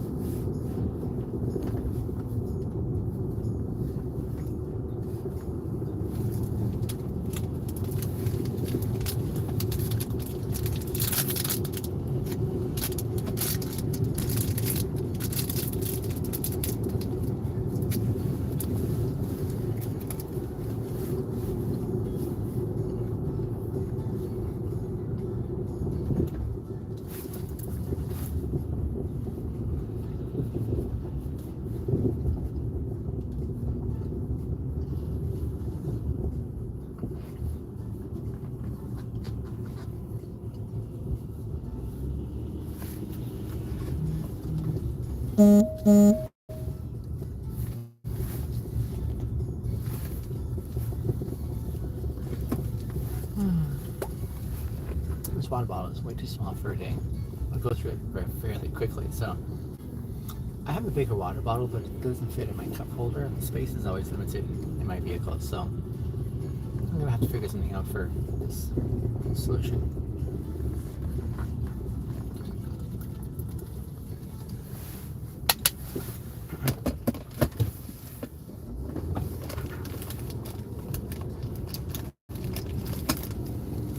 I don't know if you guys have ever seen these mango candies. What are they called? They're like this. They're so good. My brother introduced me to them, and they're like a mango gummy. They're so delicious. They look kind of like this. So amazing.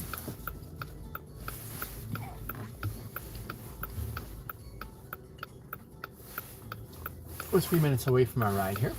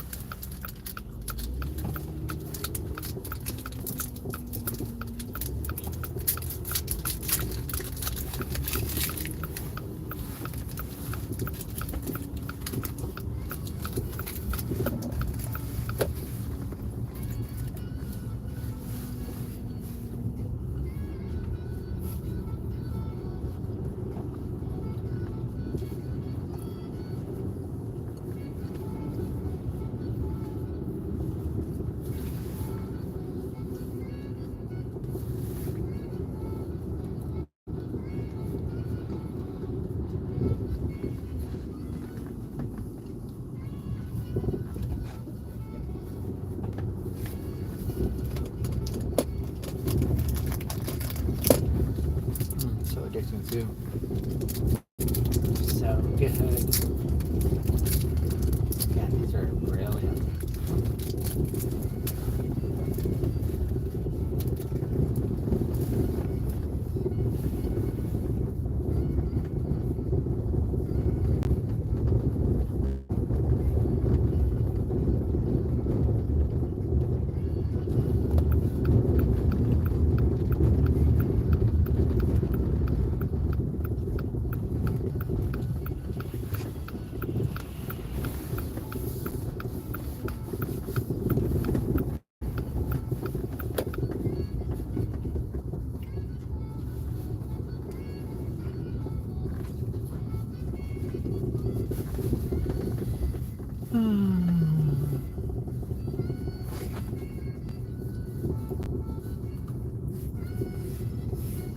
Every once in a while, I'll take a deep breath and just stretch out my lungs. It feels really nice. And it's like taking a deep breath, and it's just something I've learned from some time in the yoga community. It's how refreshing a deep breath can be. It's like really, it satisfies in a lovely way. Whew. It's a lot more icy in these side streets here.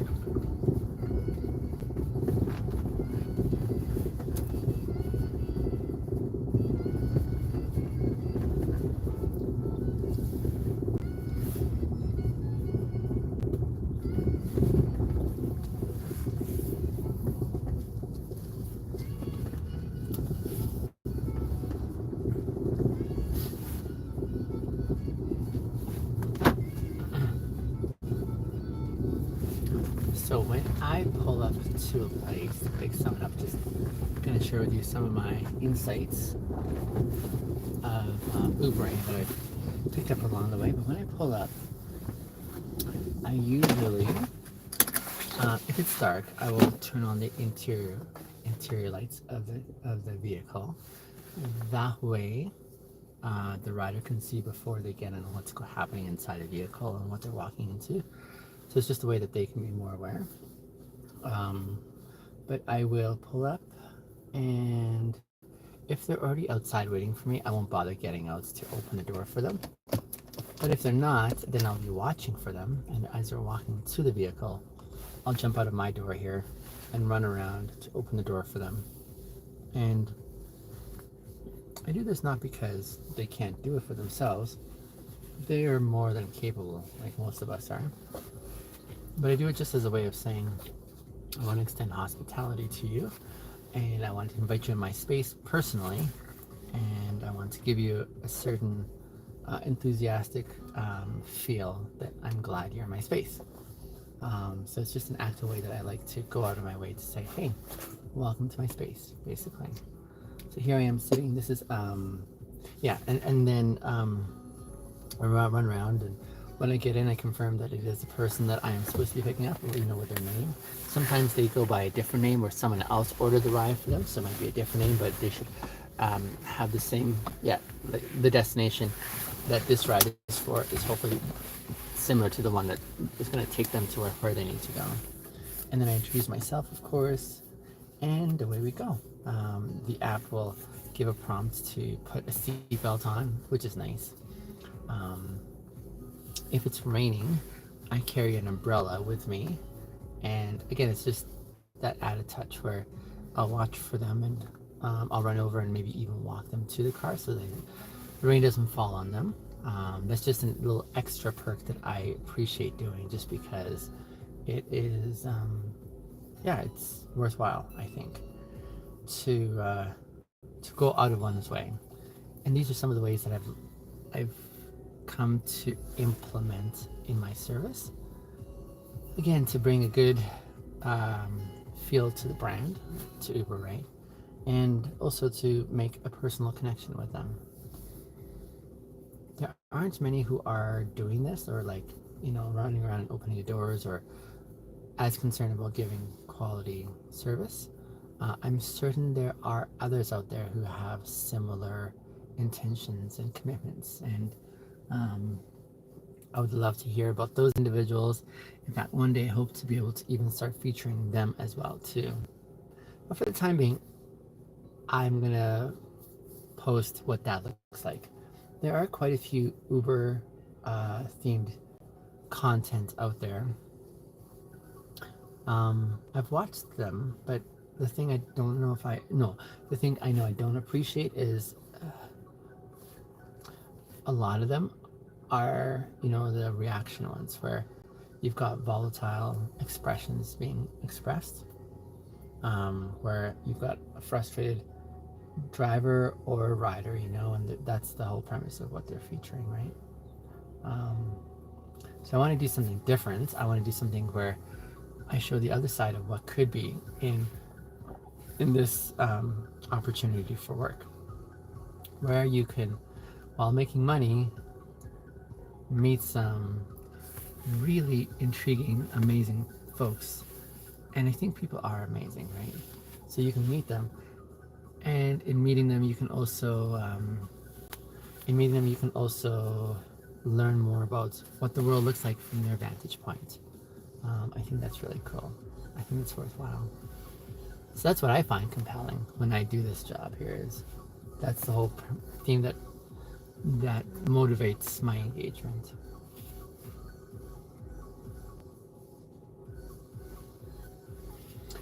And hence why I do what I do, hence why I do it with the enthusiasm that I do it with. Here's my rider. Let me go grab the door for them. I'll be right back.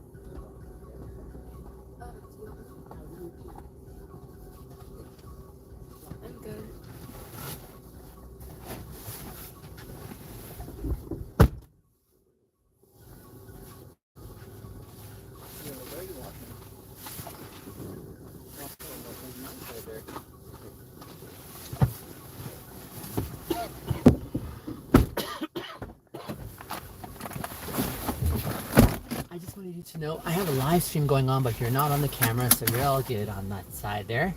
Okay. My name is Binyam. Nice to meet you both. Nice to meet you, Benjamin. I'm Sajid. Sajin. I've never met someone with your name. Yes. Where are you both from? Canada. We are from Canada. Oh, you were born here in Canada. Yes. Oh, lovely. And how about you? Middle East. Middle East. Gotcha. I'm from Ethiopia, so not very far from there. In Africa. In Africa, that's correct. Yes. Were you born here as well? Like here in Calgary? Ah, so this has always been home for you. Cool. When I came here, I was 8 years old. So I was, yeah, I basically grew up here. Basically.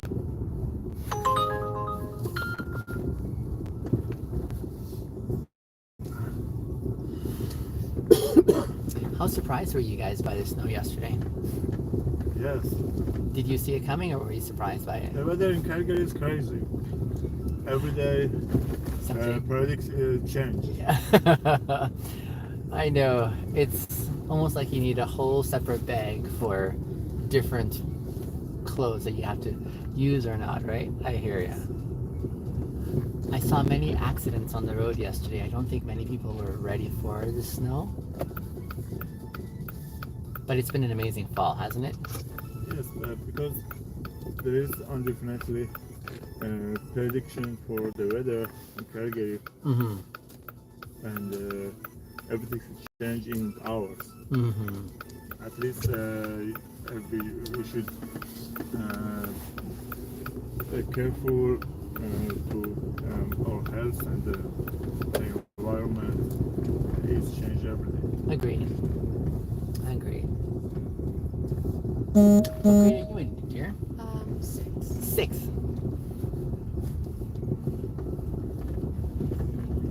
I'm trying to remember when I was in grade 6. Time ago. Oh.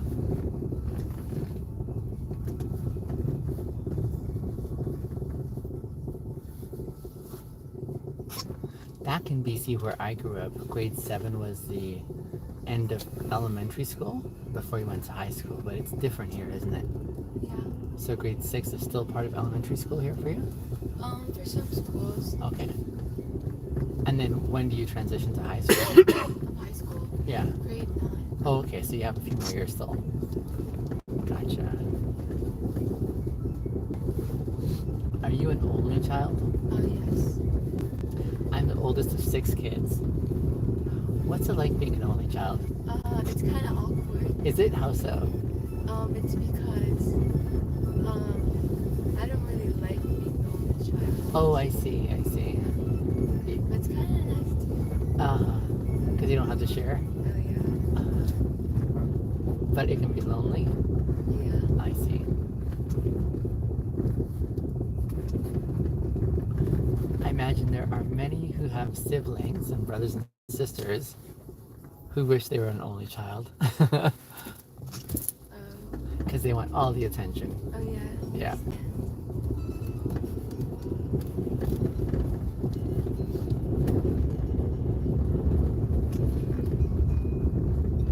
But if you became a big sibling now, you'd be like a really, really big sibling, wouldn't you?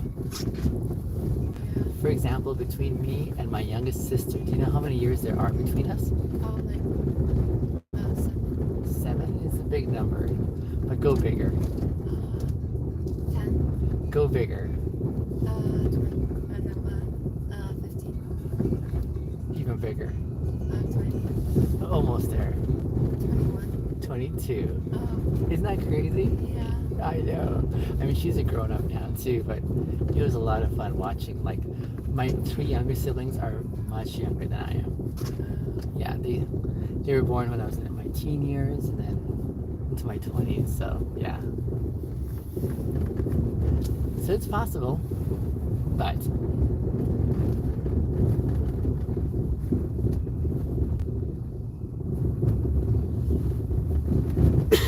there's a lot of schools around here, aren't there?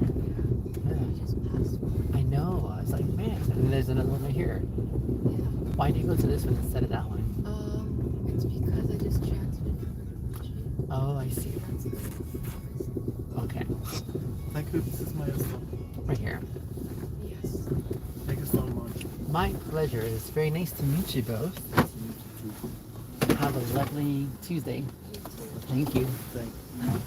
Bye.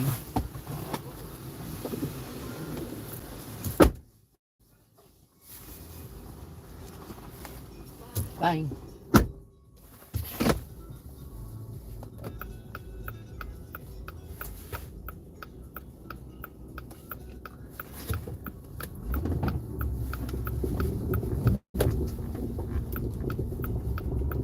Okay, we have another ride queued already, so we're on route to that ride. These cool zones are very busy with pedestrians actively running on the street and cars parked all over the place, especially around the school zone, right?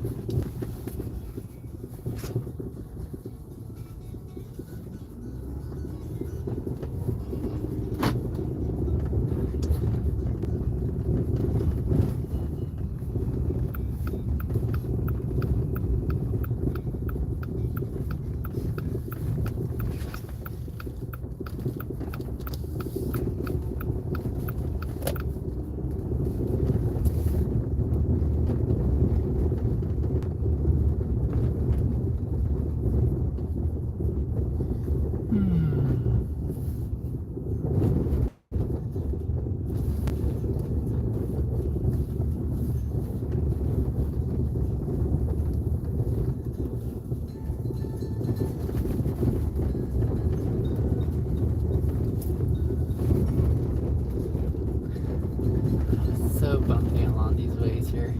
This poor camera is just trying to hold it together. It's actually the camera holder that I have, the phone, cell phone holder. It's just bouncing along with all these ruts in the road and ice. Oh, not a smooth experience. But here we are figuring it out. We're about almost approaching 3 hours in to our day. I'm planning a 12-hour day. It's been very steady so far, which is lovely. I love when we're actively engaged like this. This is good. That last ride, it was a tough one because that was a very short ride, like a 4-minute ride, but I had to drive 20 minutes to get to it. So it's those kind of calibrations that I would probably pass in the future. 'Cause that's a long way to travel for a 4-minute ride, right? Yeah.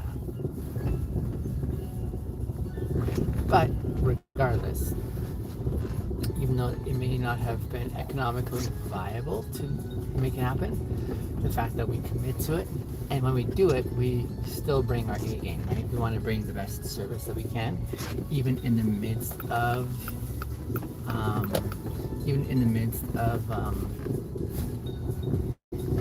not much to get back. I heard one friend once say it this way. She said, "The way you behave now is the way you'll behave in the future." I think something like that. So, if now we cut corners and we sort of like are only selective when we give good service and not other times, it's basically representative of an inconsistency that doesn't hold very true to the values that we're aspiring to, and that is to bring the best that we can to the work setting in which we're in. So for me, it's important to, regardless of how much I'm getting paid, to always bring my A game and over deliver in a way that's really good. So that's my commitment, at least. I know many might have a different perspective where they instead will only give a little bit if there isn't much to get back out of it. But it's not something that I find very compelling, and so yeah, I don't do that. Here's our next ride we're pulling up to.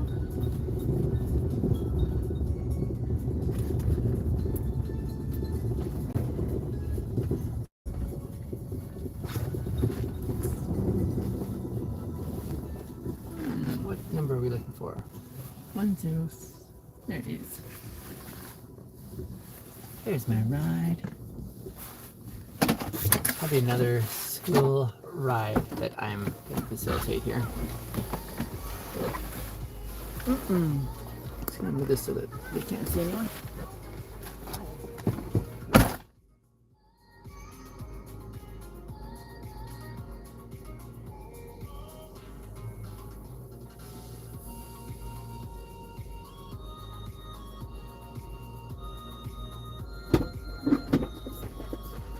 Thank you so much. Yeah. Triplets. Yeah, 3. Triplets. Yeah. It's nice to meet you all. My name is Binyam. Okay, thank you. My name is Christine. Christine, Yeah, how are you? good. And what are your guys' names? Name Justin and JR. JR. Which one is JR? This one. You're JR. Yes. And Yes. JR, your little brother is Justin? Yeah. The other one in the St. Jude High School is Okay, triplets. I see. Yeah, I see. 3 boys. I have 6 kids in my family. Okay. Yeah. It's very icy on these side streets, isn't it? Yeah. Oh my.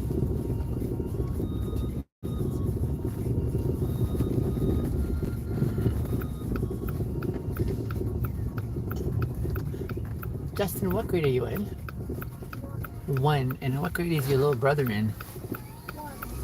Oh, are you in the same grade? Same grade. Yeah, grade 1. Okay. Are they twins? Yeah, triplets. 3. Triplets? Yeah, I see. triplets. The one Triplets. school is St. Jude. St. Jude, so a different school Yeah. than these two. Why does that one go to a different school? Because Krishnan is the one is not speech. Okay. Where are you all from? Ilocos Norte, Where is that? a province of Ilocos Norte. Okay, and which country is that? Country Is that Indonesia? Badok, Ilocos Norte, Okay. Philippines. Philippines. Yeah, That's helpful. Philippines. Thank you. Philippines. Right. Ilocano.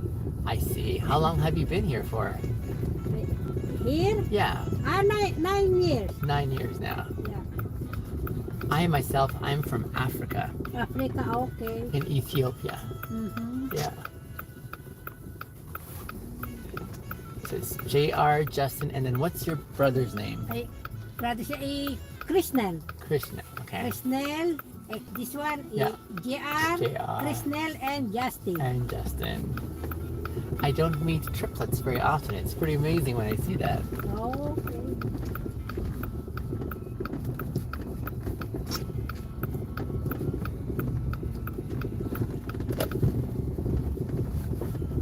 Because mommy and dad is also working. Ah, Same yes. working Ah.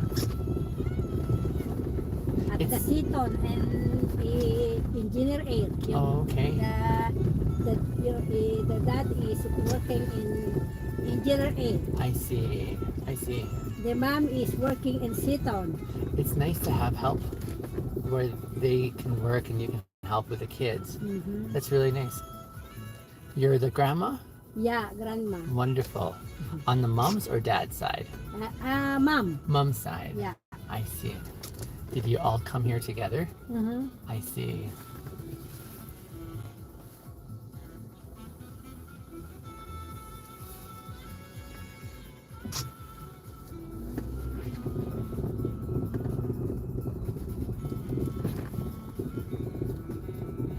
Are you guys happy for the snow?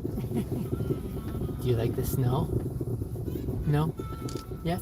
Yes, Justin? Yeah.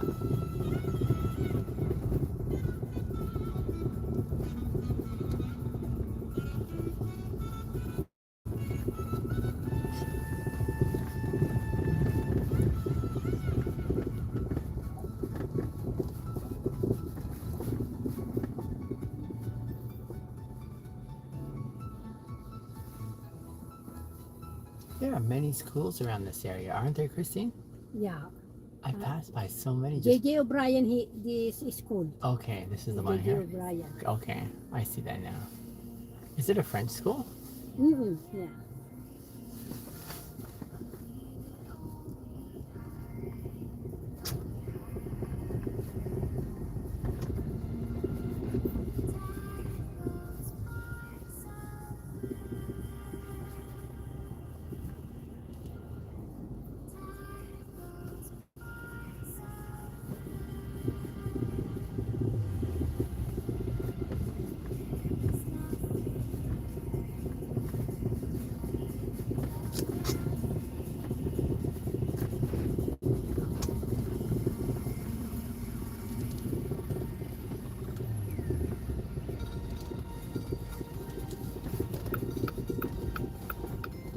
Okay, thank you so much. My pleasure. Nice to meet you guys. Thank you. Can you open the door there? Try again.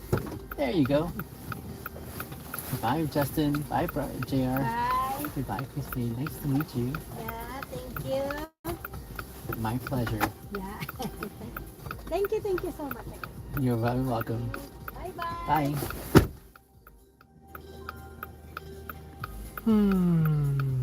Okay. This is a very busy setting at school here.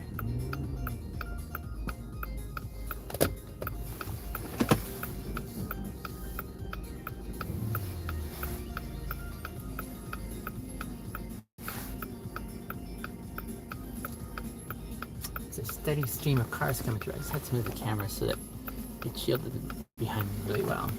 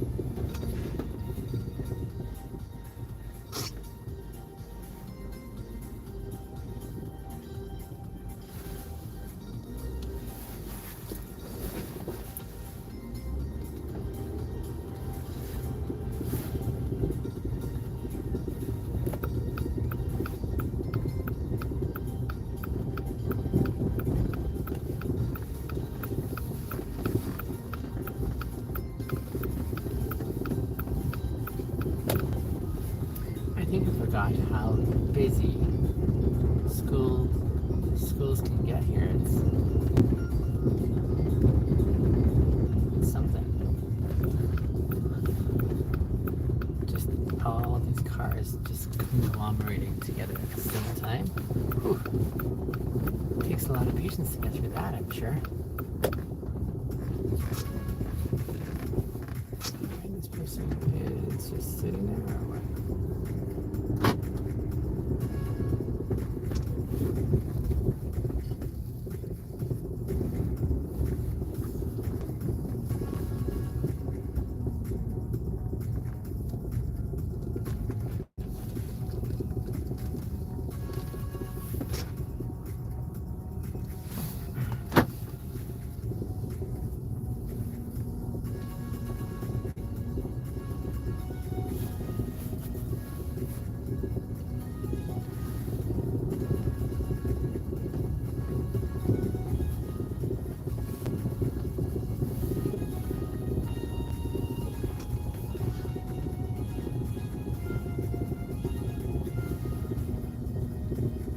Here's my ride, I believe.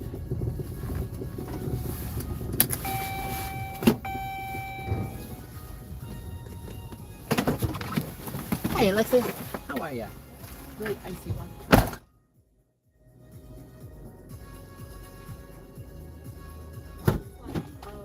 Thank you so much.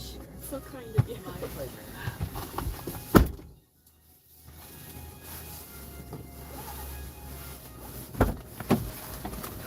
I don't know if you can see her, but can you see the little girl up front? Yeah. She's just having fun, you guys. My name is Biniam, by the way. I just want to let you know I do have a live stream going on, just as my way of kind of contributing some encouragement in the world. But I wanted you to have an update, just because it sucks to like find after. It's like, what? Sure. Oh, man. Do you remember being a kid like that once upon a time? Honestly, yeah. Oh I my. didn't care about the world. Oh my goodness. It would be amazing if there's a way that adults could experience that more often. Right. I think so. I'm not so cranky all the time. Especially with the snow. Yeah. Although, honestly though, I think we got it really good this year, wouldn't you say? Because like, that fall, we've never had that kind of a long fall. I know, right? That was pretty amazing. Yeah. Usually we have like straight up still beginning of November. Yep. I think just trying to make it to Halloween was sort of like a benchmark for many people, right? So, yeah. Hey, we got a good 15 minutes here. Are you open to a fun conversation? Sure. Okay. One of the things I like doing, I like talking about the theme of integrity. Something that I just wished I'd had more access to when I was young, and I was like, oh man, I wish I'd had these conversations more, especially in relation for young men. So today's question of the day, if you're ready for it, I am nuancing the difference between authenticity and integrity. Oh, Yeah. that's hard. Give me some of your initial thoughts. Well, it's kind of hard to pinpoint both. Okay. I feel like. I don't know how to explain it. They almost feel like similar though, don't they? Right? Exactly. That's what I was thinking. And the only difference being perceptually the way they're spelled. I'm really good at stating the obvious, by the way. But the question is, are they the same? No, I think not. Even though they feel like it. Right. Yeah. It sounds like a test, but. And I like this. Well, this is one of my favorite questions. I like sort of reflecting on, just because it feels the same, but we also know that there's something about it that's different. And being able to understand that, consider that of the two, which one do you think is more celebrated or more familiar today? Authenticity, definitely. And why do you think that is so? Just because of the younger generations, I feel like. Yeah. Authenticity is probably the most promoted, I guess. Yeah. And it being promoted, it seems there's a reason, because it's more difficult maybe to experience it. What makes it challenging to experience authenticity? It's hard to show people your actual authentic self. Ah. It's a difficult conversation for some. Yeah. And it's very challenging to actually show that to other people. But what's the, I guess, the ouch factor in showing the real self to other people?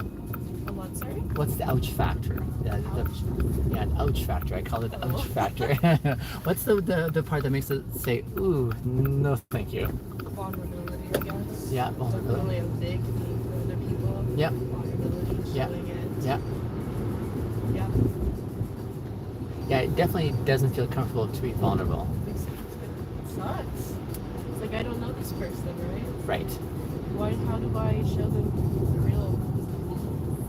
And what may happen if you do show someone the real you? That makes it less scary. See if they accept you as who you are. Probably the big thing about it. Yeah. I agree with you there too. Cool. Look how far you're getting already. Right? I know, This is a fun conversation. I appreciate that you're enjoying it as well. Okay, so being the real you isn't easy because there's a fear of rejection. Yeah. And hence why people are encouraged to express it more. But why would that be a good thing to express it if you might be rejected though? Feel like you've showing like you've accepted yourself fully. I like that. And it's like to see if that one person will accept you as who you are as well as much as you've accepted yourself. Yeah. In a way. Yeah. You like? Yeah. I like that. I like where you started. Like, it's almost like a power play to say, I'm good with me enough to share with others, even if they don't think it's good enough to them. That's it, right? Yeah. Okay, cool. You got it on the dot. Oh, I like that. No, I agree with you there too. Okay. So, we've talked about authenticity. And that's being true to yourself, you're saying. What is, like, how would you define integrity? I don't know, actually. Yeah. I wouldn't know how to go around explaining it. Yeah. Okay, that's totally fair. But you've heard the word before. Yeah. And you know the feel to it. Like, yeah. Yeah. It's, Kind of, it's, is it a bad feel or a good feel? It's a good feel. A good feel, yeah. Integrity has a good connotation, right? Yeah. Cool. In what context have you heard of integrity before? Like, how has it been used when you've heard it? I don't know. I haven't heard it in a while, but Gotcha. it's not something that you usually, I guess, talk about. Yeah. Or show people. I mean, when's the last time people have just said, I'm gonna like dive down into integrity? Exactly. But authenticity is more accessible. Exactly. Yeah. Okay. Cool. I'm gonna pose to you.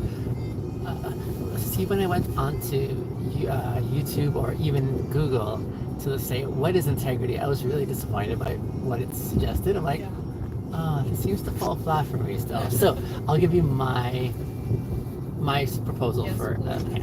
So I would say integrity is when your internal values align with your external actions. How does that feel for you? Like your morals. Yes. And how you project them. Yep. Yeah. And I like those two parts, and I think they're really important because I think for a lot of people, we all have our values, but oftentimes I don't know if we actually follow through on those values, There's a right? lot of misinterpretation. Sure. Sometimes. Well, consider Communication as well. if someone thinks that being truthful in the way they communicate is a moral value, they're like, that's important. But imagine this person struggles with actually speaking honestly, and so they always speak dishonestly. It's in that setting that you see a mismatch, right? Yeah. So when those values, whatever they are, and I like that we don't have to define them and say this is a value system, because people are different, right? Yeah. Some people may value playfulness. Yeah. Others may value seriousness.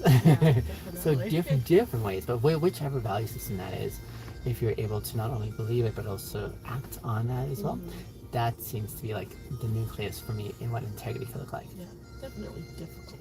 Yeah, absolutely. Like it's easy in some ways, but there's hard parts to having Sure. when doing it. Yep. Yeah. Okay, so now knowing that, let's contrast it with authenticity. Okay. We said authenticity is being true to who you are, but integrity is the alignment between your values and your morals and your actions. Yeah.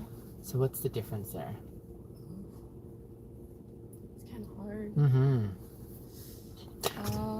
I like this question just because it makes it a lot more intentional for me now when I'm like, okay, this is important. It's really hard. It is.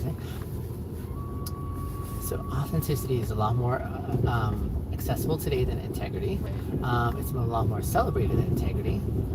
I would say you can have authenticity without integrity, but you can't have integrity without authenticity.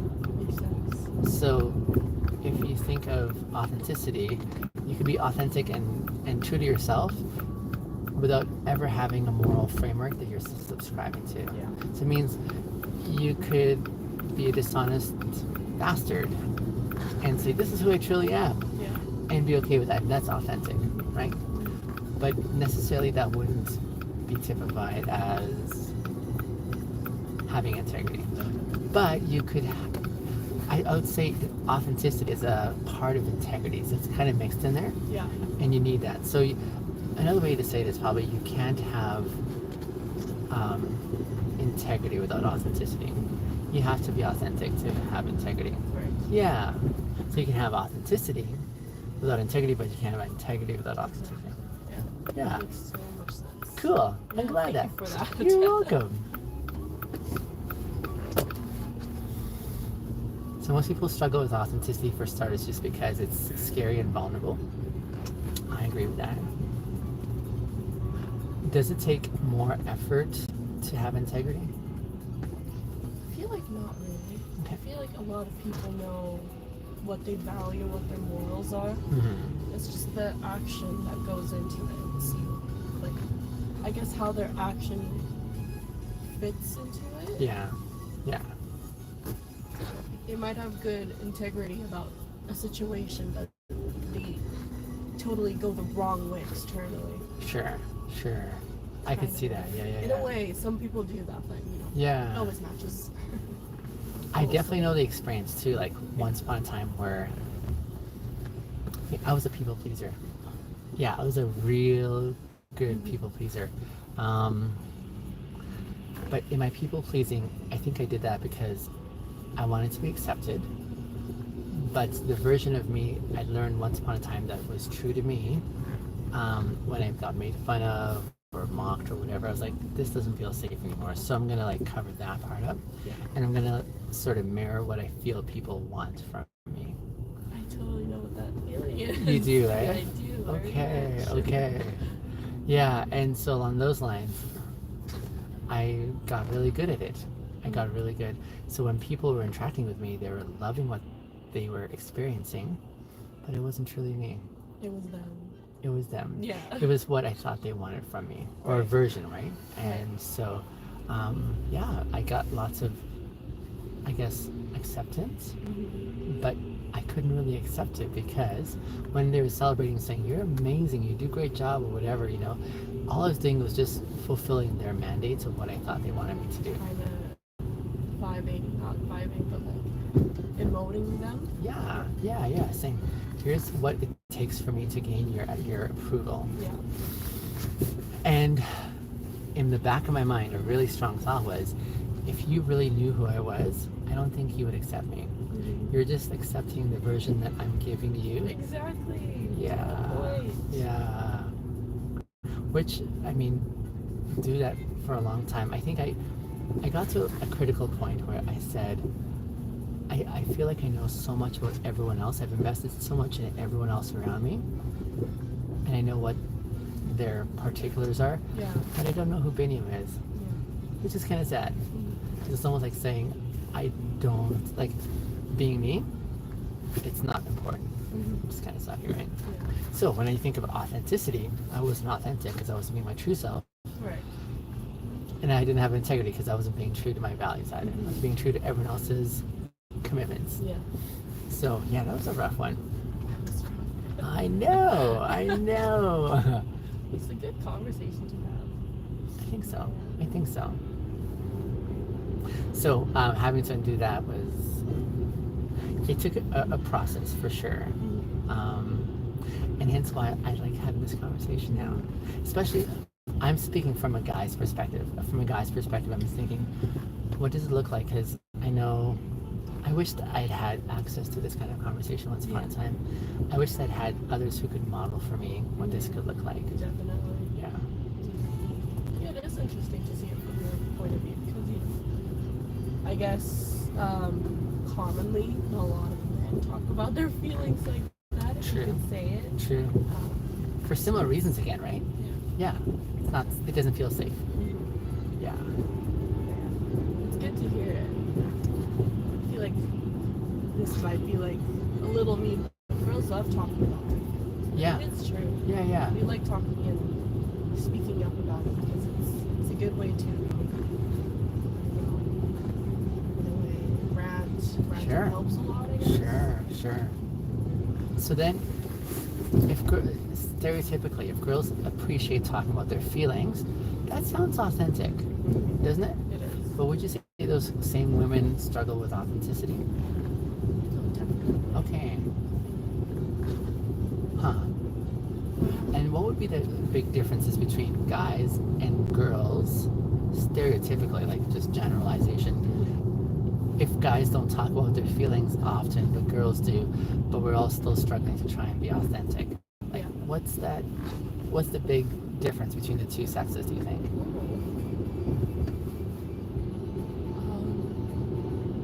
I don't know. Maybe it's just the way how they were brought, like the world's expectations on them. Pretty much. The cultural dynamic. Ah, I see what you're saying. Okay. Big difference. Yeah. I feel like everyone's pretty open about these things, but it's just how you were lived, you know. I mean, how you grew up, Sure. and how it was normal for you to speak up and such. Yep. I see that for sure. Definitely like those images that we grew up with that says, here's what it means to be a man or a woman, right?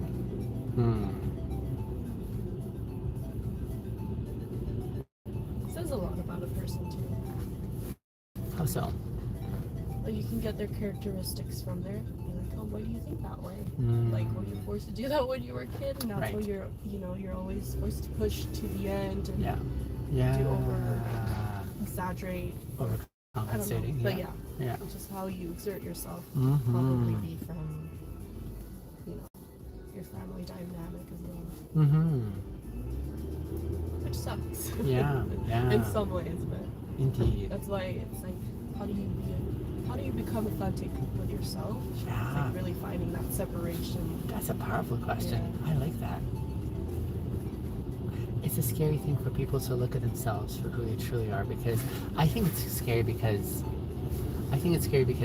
when you see yourself and you're like, oh crap, like if this is like who I truly am, and you don't have answers to like actually start embarking on a helpful way, then you're kind of stuck and helpless. Oh, yeah. Hence why therapy and counseling and psychology is really, really helpful. And it's very interesting too. I think so. So in the absence, or like I guess a good way to distract ourselves from looking at ourselves and where we're currently at, it's much easier to look at others and say, oh, look at their problems. Yes, let's talk about their problems. Absolutely. Let's ignore ours. I wonder if that isn't why like reality TV isn't so big. Because as you're watching reality TV, I don't know, I get frustrated watching it. I'm like, like this is such a train wreck going on here. But it's entertaining for so many people because they don't have to look at their own stuff. Interesting. They can talk about someone else's stuff. Yeah. It's a distraction that says, oh, yeah, let's avoid here and look over there. And we do that even socially, right? Yeah. Earlier this morning, I was driving to bar workers. Like Sunday and Monday nights are like their bar nights because so those who work in the industry, like as bartenders or waitresses, they usually go out on those nights. So I had these two in my vehicle, and the interesting observation they were sharing with me is that what happens in this world is there's a lot of like posturing socially based on attractiveness. So whoever is like popular, like who are the ones that have that sort of zone, right? And so they were telling me how it's just really shallow and how it's that engagement is so like surface level. Yeah. But at the heart of it, there's just not much substance there. So yeah, it just kind of speaks again to this distracting element where you're like, hey, how can I avoid here? And the best way to do that is just to say, is there someone else who has way more issues that are more visible than me? Yeah. It's hard to play on. Agreed.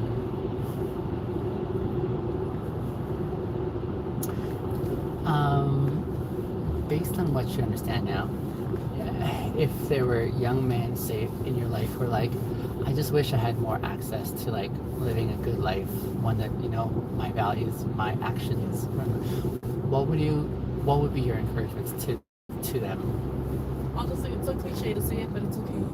It's okay to show emotions. Everyone's going through it. Yeah. And whatever you're feeling, someone probably is feeling too. Yeah. It's just the confidence of saying it out loud. Really. Yeah. It's not something you can be afraid of. Sure. I like that. To be comfortable with. I like that. I like it especially because it affirms our humanity. As human beings, we weren't designed for perfection, and we weren't designed to like nail it and say, oh, no issues, right? So that's good. I like that. I like that. Thanks for sharing your thoughts on that. I really appreciate it. It's the first time for me. Amazing. This was fun. It was like a therapy session, but it was, I don't know, kind of fun. Yeah. Well, my encouragement, now you have some insights to share them along the way too. Exactly. Is this you right here? Yes, it is. Ooh. I'm so thrilled to meet you, Alexis.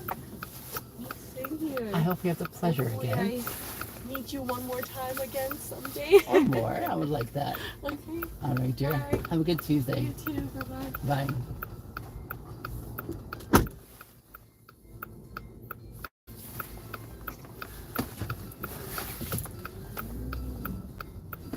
That was a great conversation, wasn't it? Let me just check my messages here.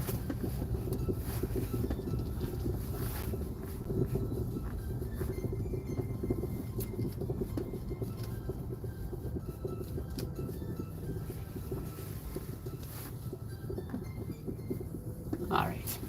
Uber is encouraging me to consider coming back and doing Uber Eats deliveries, but I don't do those because, I don't know, I like being with people. So I usually avoid those ones and don't make myself available for them. That was a great conversation, and in the midst of all that, oftentimes I remember what I forgot to do when when I'm trying to get all this ready. So here I am, great connection, great conversation, and yet I forgot to press record on my one camera. So that would have been a great one to be able to share with y'all. But yeah, we win some, we lose some. Actually, I lose a lot, a lot of opportunities. But that is again why I have you all here on this live stream / recording afterwards, so that you can be in those moments with me. She was sweet. She was extremely sweet, and yeah, it was a great conversation.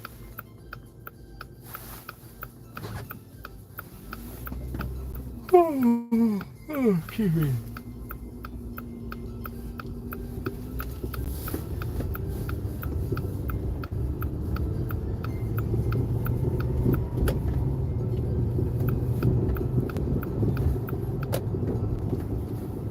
I think something I appreciate immensely through those experiences is watching how it really gets, like how these ideas take a hold of someone where they're like, this is really important, you know? So I started off by saying, hey, I like having great conversations, want to have one? She was game, which is wonderful, but in the midst of our conversation is like watching them realize the significance of the things we're talking about. That's really, really affirming. I really appreciate that.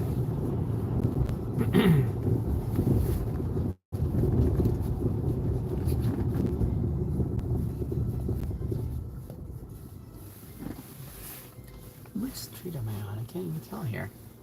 I'm sure this is where I want to turn. Here it is.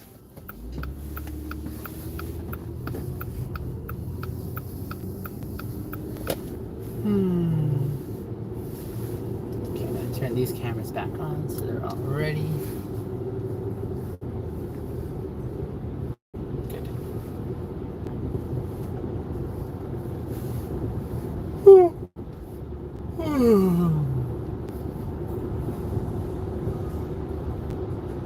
I'm still mulling over how to do this live streaming more efficiently and more interestingly, if I can make up a word. I don't know yet though. Still mulling it over.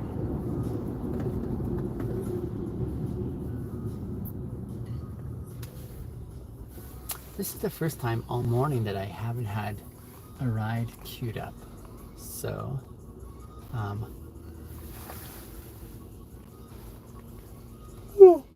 what I do in this setting, when you don't have one queued up, I mean, I could sit and wait for one in one area, which I do sometimes, or I could drive to areas, like, I could drive to areas that might have more potential based on the time frame, or also just drive around. And one of the ways I drive around is I try to hit the periphery of the city and wait to get snagged along the way.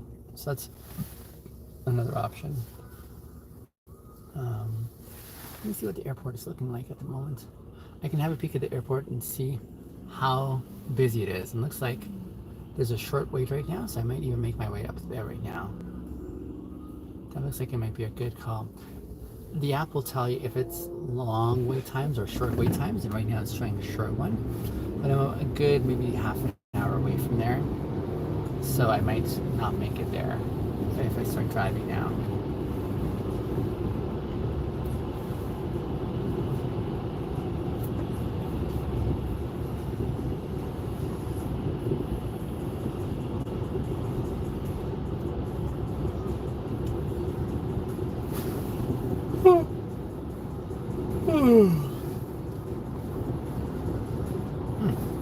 Alright, just again thinking off the cuff here about if it works well to have a question for the day or a question in the moment. Question of the moment. Question of the moment means there's a lot more variety, right? So that might be fun.